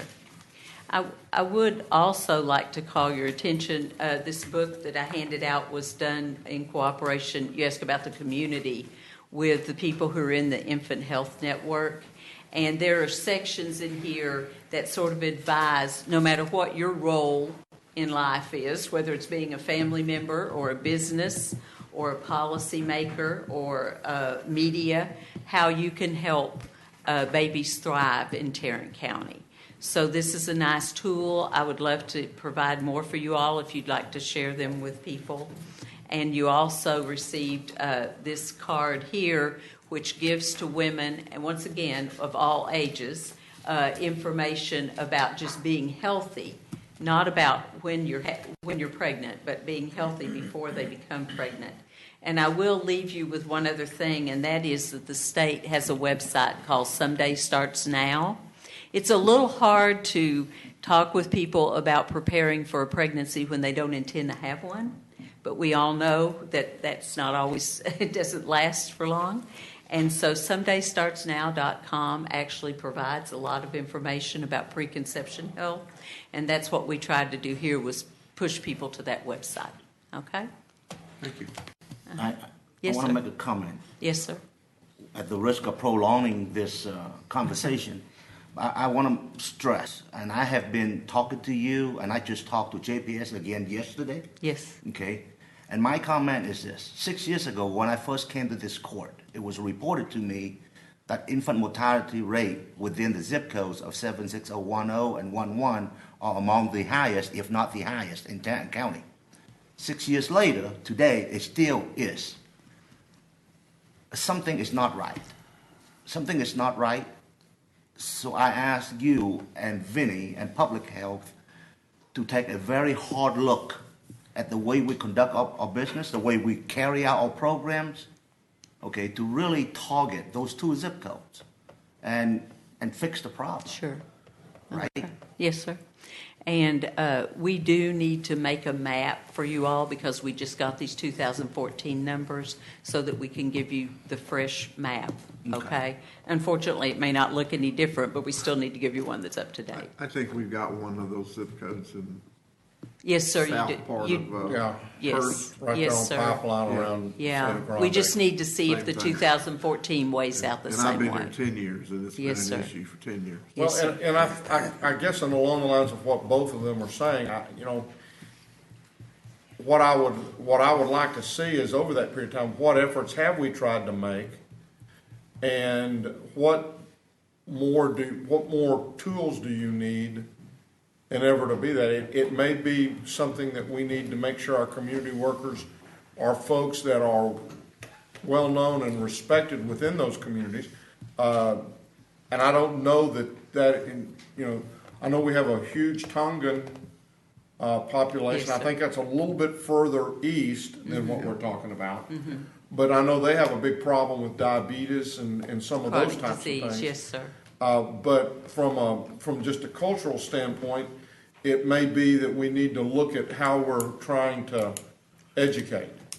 And if we need to be potentially trying to educate a different way. And I don't know, but as Commissioner Wynn mentioned, if we're not making a dent, then, we need to make a new plan. Right. Well, And I guess. The fact is that Tongans and other kinds of refugees are not the issue. The issue is the statistic in the African American community. It is tremendously higher than anywhere else, any other population. Right. And I, for one, and you've been working on it as long as I have. Yes, sir. I don't feel good about the fact that we have sat here for 25 years and not move the needle on these statistics. Yes, sir. We've got to do something. Yes, I would love not to even be having this conversation because I'm sure you would. Well, no, I mean, would too. No, for all these years, I understand it's very frustrating, and I think that probably the best thing we need to do is to write a full report for you all and let you know exactly what we're doing specific-wise, and pull in JPS because we work with them all the time. Please pull them in. And we do. Well, I mean, I think we got to make if we've been this many years, and we have been, I'm not saying we have been this many years and not been successful, we need to make a new plan. And if that means starting all over, doing it, we need to do it, because whatever we're doing, it ain't working. It's not working, yes, sir. Okay, now, well, to be fair, this line has peaks and valleys, but even at its lowest point, it's higher than every other population group. yes, twice usually. Not acceptable. Yes, sir. Okay, well, let me get back with you all on a fuller report, and then we can make recommendations and see how we might be able to go forward with your Think outside of the box, because what's in the box ain't working. Okay. There's bound to be somebody somewhere doing a better job. No, somewhere. that's okay to say that. California, Ohio. Well, I can think we assure all- you, I'm sorry. No, I just think we need to look and find out where, what programs are working, and maybe see what we can do to emulate what they're doing. You bet. Anyway. Okay. Thank you, Ann. Thanks. Thank you all. Thank you, Ann. Finally, members of the court, we have one additional briefing. This is also from Public Health. It relates to the potential loss of funding for our refugee clinics. Vinny is here to make a presentation to the court on this. Make sure that you advance the slides. He'll advance the slides. Sure. I'm just going to start real quick with the current structure of our TB program. We have three arms, if you speak, or so to speak. There's a TB clinic, there's the TB outreach program, and there's the Refugee Health Services program. TB standing for tuberculosis. Tuberculosis, okay. Yes, sir. And so they all have different grant funding coming to these different parts. The Refugee Health Services program is actually our largest grant that we get. It's about $2.2 million that we receive from DSHS as a pass-through from the feds. The actual Office of Refugee Resettlement is the funder that provides that funding. The other two grants are actually smaller. One is about $555,000, and the other one's about $480,000. So right off the bat, this is our largest program under the tuberculosis division that we have in public health. But it deals with more than just TB. It is actually the Refugee Health Services program. We are their first stop when they get resettled into the United States. We literally have appointments with them overnight. They come in like the next day or the first couple of days.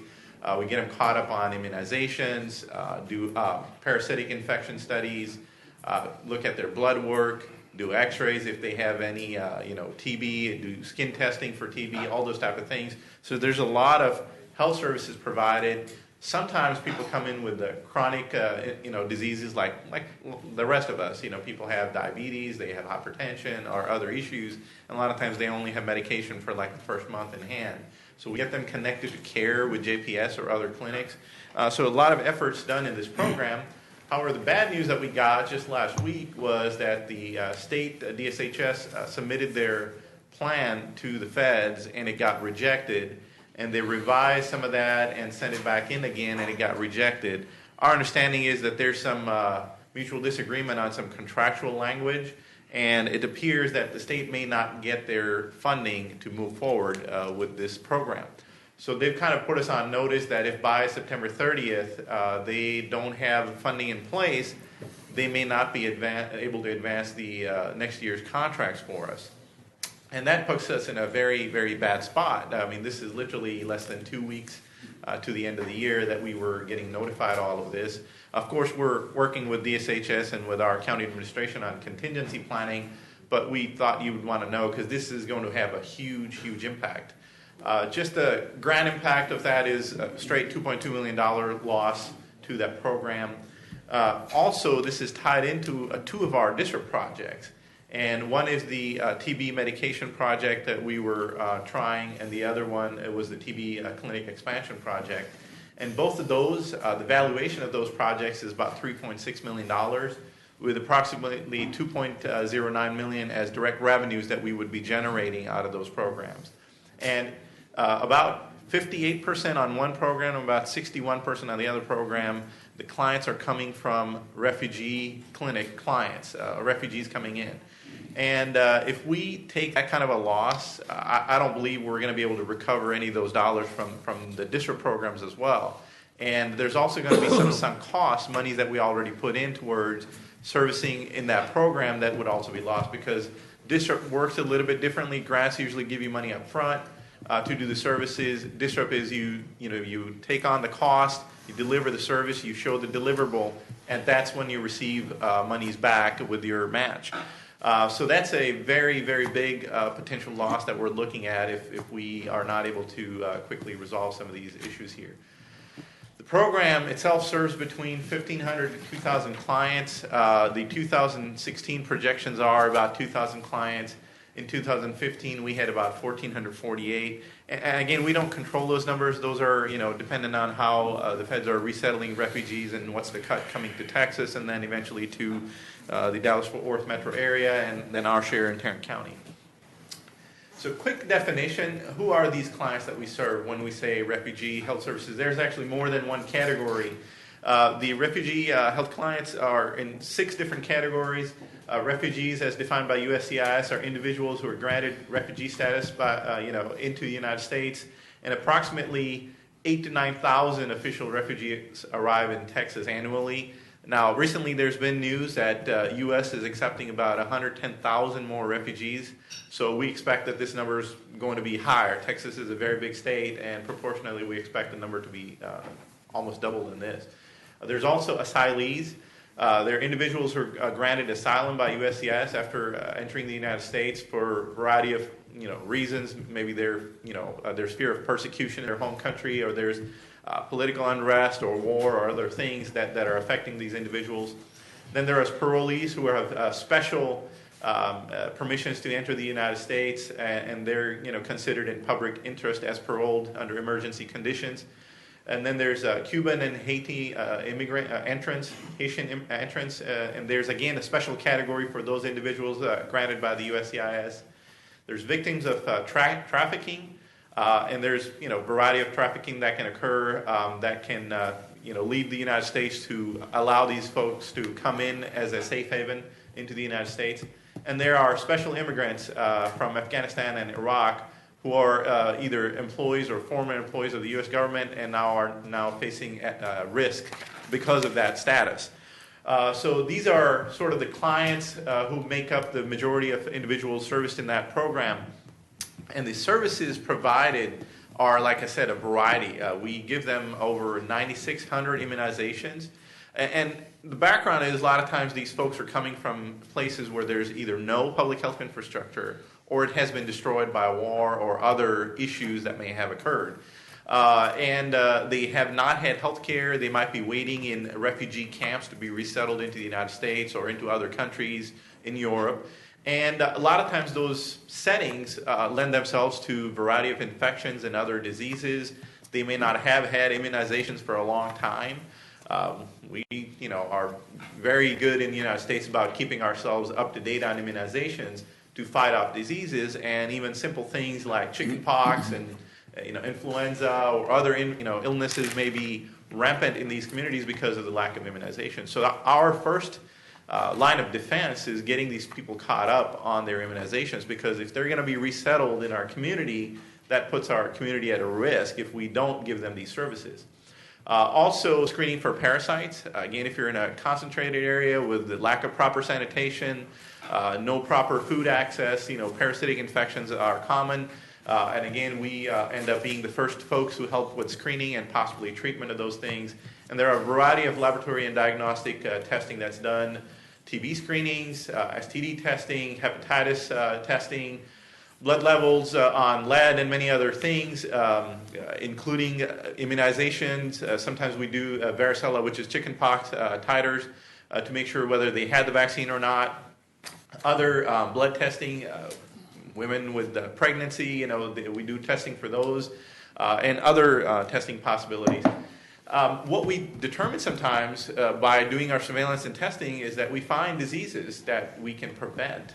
Just last year, we found 5 active TB cases out of the 1,400 or so individuals that came in and were resettled, and about 260 latent TB infections, meaning if we let these folks go untreated, they may eventually develop TB.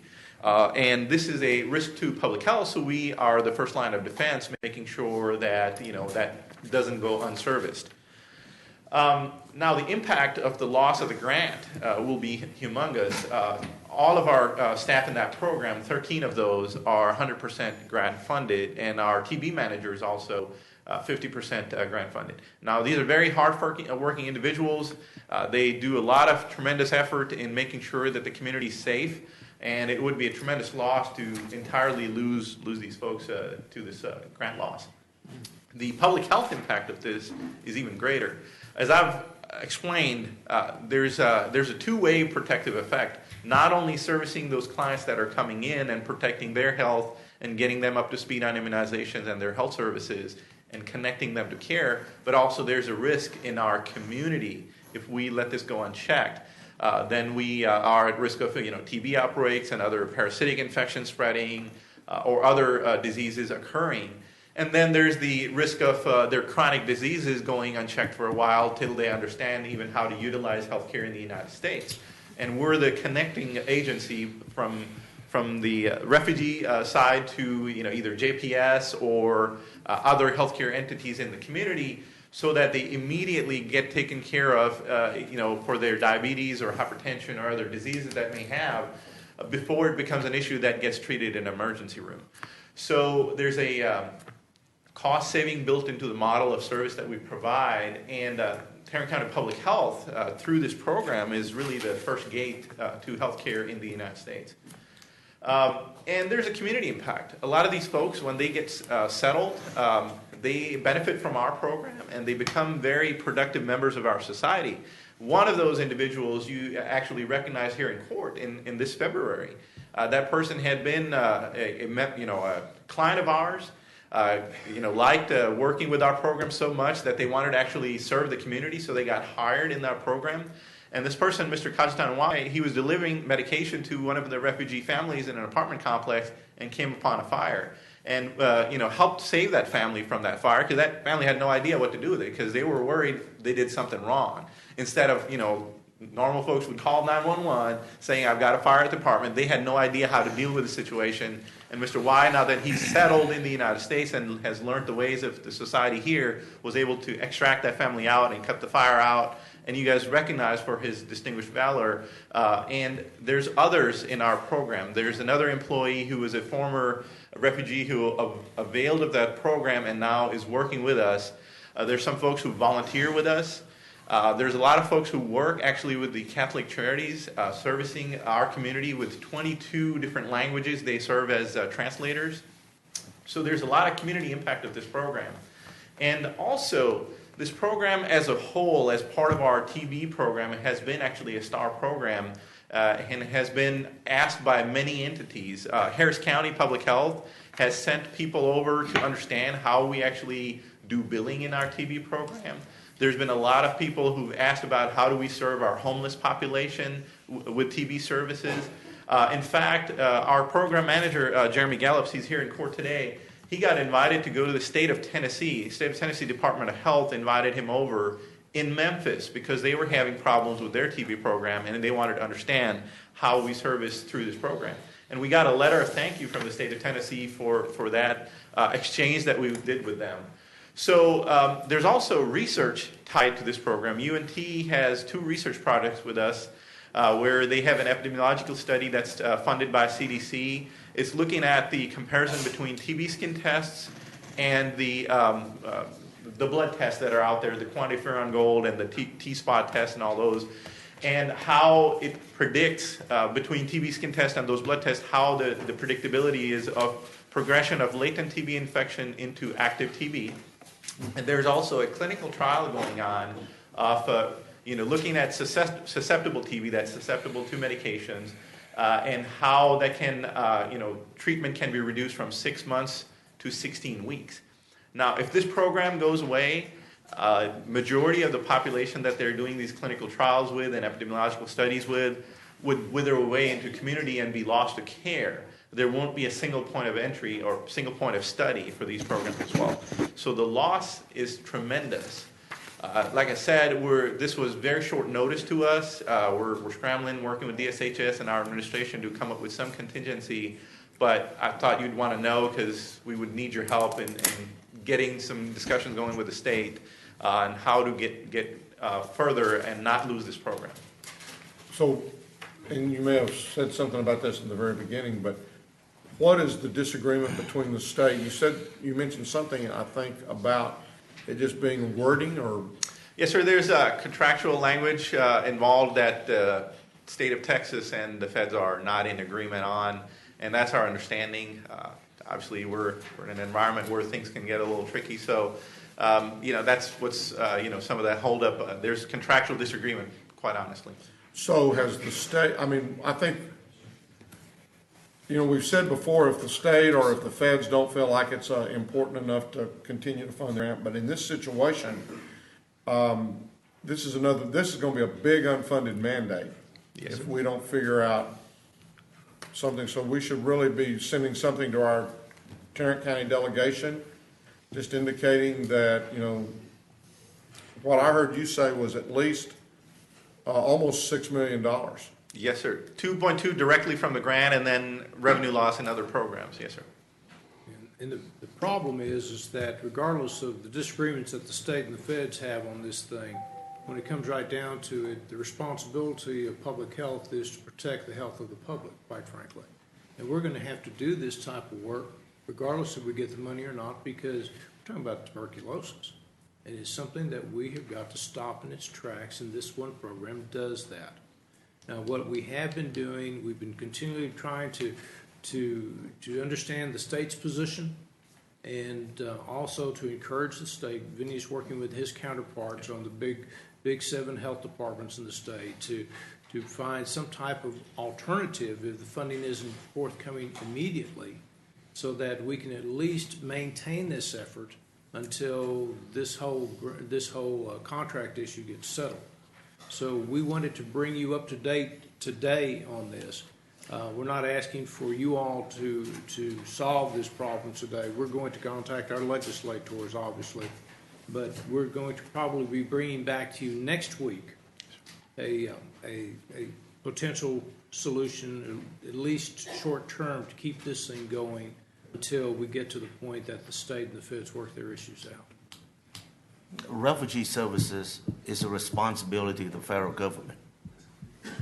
So we need to contact our congressional members as well, right? Well, the congressional members, but it's in the administration now. It's not in Congress anymore. It's in administration. So any contacts we have in administration, we need to also deal with. We've notified our staff people, our contract people that work in Washington on our behalf about this. And like Vinny said, this thing here is something that just came up. It came up within the last 7 days. And so we're trying to develop it. It's important that you all know about it, though, because it's $2.2 million worth of grant funding that's lost that rolls into total of almost $6 million total loss to us. But at the same time, we've got to provide these services because we're the first line of defense for the health of the community. So historically, where you've come to us and asked us to provide money for an extension, you can't really do that because there's no extension at least on the horizon at this point in time. That's right. In fact, we had the paperwork in the works to bring to court today for interim financing, and then this came and we had a discussion and we said, no, we need to first inform you that this is happening and we have no written guarantees of reimbursement. So with that in good faith, we couldn't bring that extension as of today. I'm curious, in your presentation you said that you found 5 TB cases Active among TB. the 1,400 refugees. Correct. In 2015, right? Did you have any notification from the refugee service, or you had to do the test and then you found out? Mostly it's determined through the testing, but let me bring Jeremy Gallups up, the program manager. He has intricate details about how the program works. Your Honor, Commissioners. And so when the refugees do come in, some of them may come in with what's called a Class B notification, and that just indicates that during their screening they may have had an abnormal x-ray that looks like tuberculosis. And in those cases, that's in a country before they've arrived here, they'll do sputum testing and test it out to grow it to see if it grows TB. If it doesn't grow tuberculosis, they're then cleared to travel to the United States. And when they arrive, again, they still have the Class B notification, and we do testing again. I don't know for positive, but I doubt all 5 of those were Class Bs. We do find refugees who are early developing disease, so it's not a typical x-ray that you're going to see where you're going to see a lot of TB disease or cavities. A lot of these individuals we're catching very early through the screening. I see. Okay. And just so that we're clear, Jeremy, if you could just explain the total number of cases that we had in Tarrant County last year for TB. That way, it puts it in light that this is not a problem that's being imported in. It's part of the routine, but it's also our job to protect our community. And overall, we had about 70 cases, and then in addition to that, about 150 somewhat TB suspects. And of those that were suspected of disease, probably about 30 came from the refugee group. Thank you. Any other questions?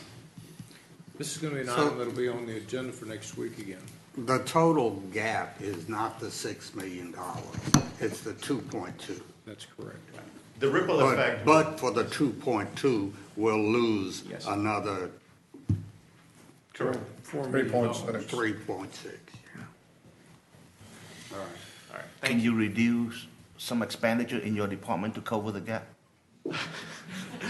We're working. I thought I would ask. At least half. It's hard to reduce $2.2 million. I'll tell you that. But we're working on contingency planning, and we'll do the best we can, and we'll have an interim solution next week, hopefully, to bring to you. Okay. Thank you. Vinny, I asked you in the elevator this morning, but the public might like to know, when are we going to get our flu shots? Yes, sir. So through the clinics, we're offering the flu shots already since last week, I believe. But for our, county commissioners and the employees, I think we're starting to do the shots around October 6th. HR looking to bring the item, I think, before you next week. Now, Vinny and the mayor got his last week. I'm not going to live that one down, am I? You didn't get yours? No, I wasn't invited. I wasn't either. We'll take care of that, sir. Thank you. But we'll bring them soon to everybody here. Well, I asked him that this morning, but I thought it'd be good information for everybody. Yes, sir. For the general public, it is available at, obviously, a variety of pharmacies. They're already providing that, and through our public health clinics, we've been doing that for over a week, I believe. We'll bring 5 doses next Tuesday. 6. So when do you and I get ours, okay? I'm not up on the dais. I'm down here. Thank you. Thank you. We have one audience participation form. Chip, come on forward.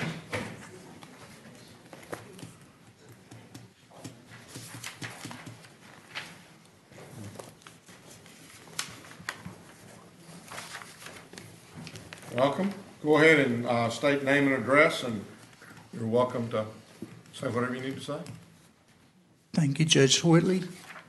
Judge Woodley, members of the county court, my name is Chip Diano, officially known as Albert Lawrence Diano.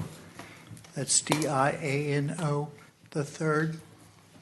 I presently reside at 554 South Summit Avenue in apartment 622 at the moment in Fort Worth, Texas, and my zip is 76104-2041. Thank you. And my telephone, No, area we code don't need that. 817-810-9718. Future reference. Okay. The reason I am here, I came for several reasons. Number one, in addressing the public health, yes, I've had my flu shot. Good. I got that recently at a CVS pharmacy at Montgomery Plaza at a Super Target store. The situation is that I've lived here in the city of Fort Worth since July 23rd, 1973. During this time, I'm presently 59 years old, born on March 17, 1957. I've learned an awful lot about Tarrant County and how Tarrant County operates. I graduated from Woggett Heights High School in Fort Worth, Texas on June 1st, 1976 at the Will Rogers Coliseum in Fort Worth. I have been to a few meetings. The reason I'm here is also to thank all of you, because a lot of times, before Judge Whitley became Judge Whitley, I met him at MHMR when he was Commissioner, Tarrant County Commissioner of Precinct 3. It was about time that I appeared before you.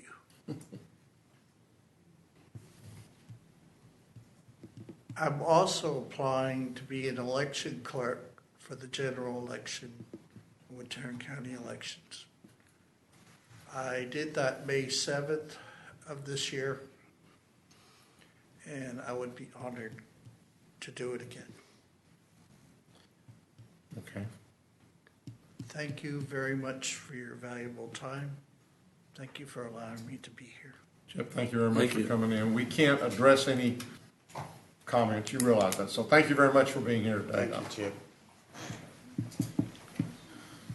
That it? Yes, sir. We will now recess our open meeting to proceed to close. Judge, would you deviate from procedure and recognize Reverend Tatum, please? Yes, sir, I'll get you, you'll need to fill out one of these afterwards, but come on forward and then,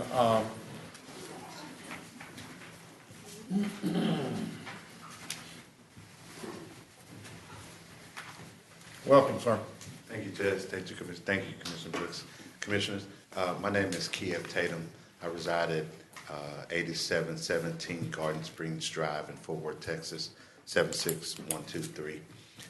This past week, I've had the privilege of hosting a group of delegates from the Democratic Republic of Congo. A member of their parliament is here, Senator Abatement. I can't get the names right. I have problems with those too. So work with me there. But I wanted to publicly acknowledge the incredible hospitality of members of the JPS staff who gave them an overview of the operations, from academics to operations, to even allowing them to see inside some of the trauma centers and otherwise, and it was a remarkable opportunity. Also, I want to thank the Director of Public Health and their staff for helping to share some of the information that could be helpful to them as they go back. This is their second Goodwill mission to America and here in Tarrant County, Fort Worth. And they are really reaching out to us to see if we can help them with some of their struggles.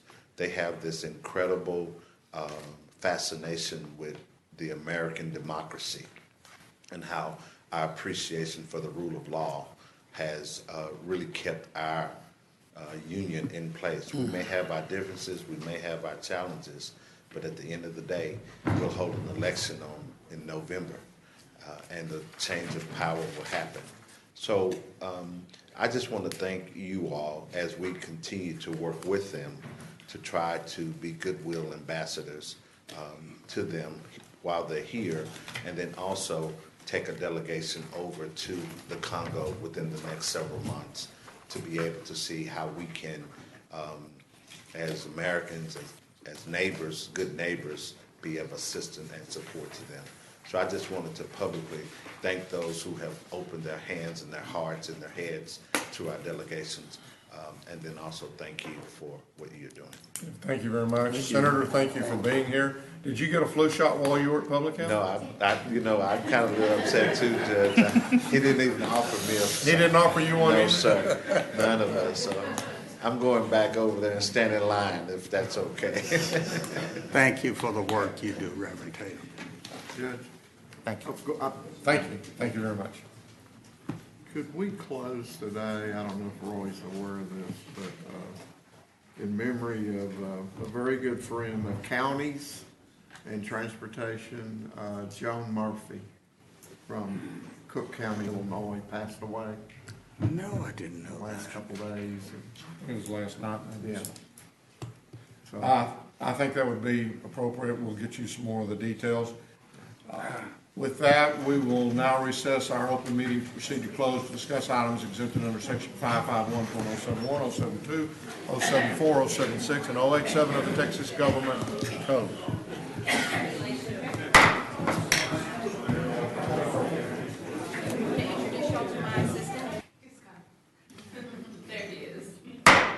Having returned from our closed session, there being no business to perform at this time, we are adjourned. Okay.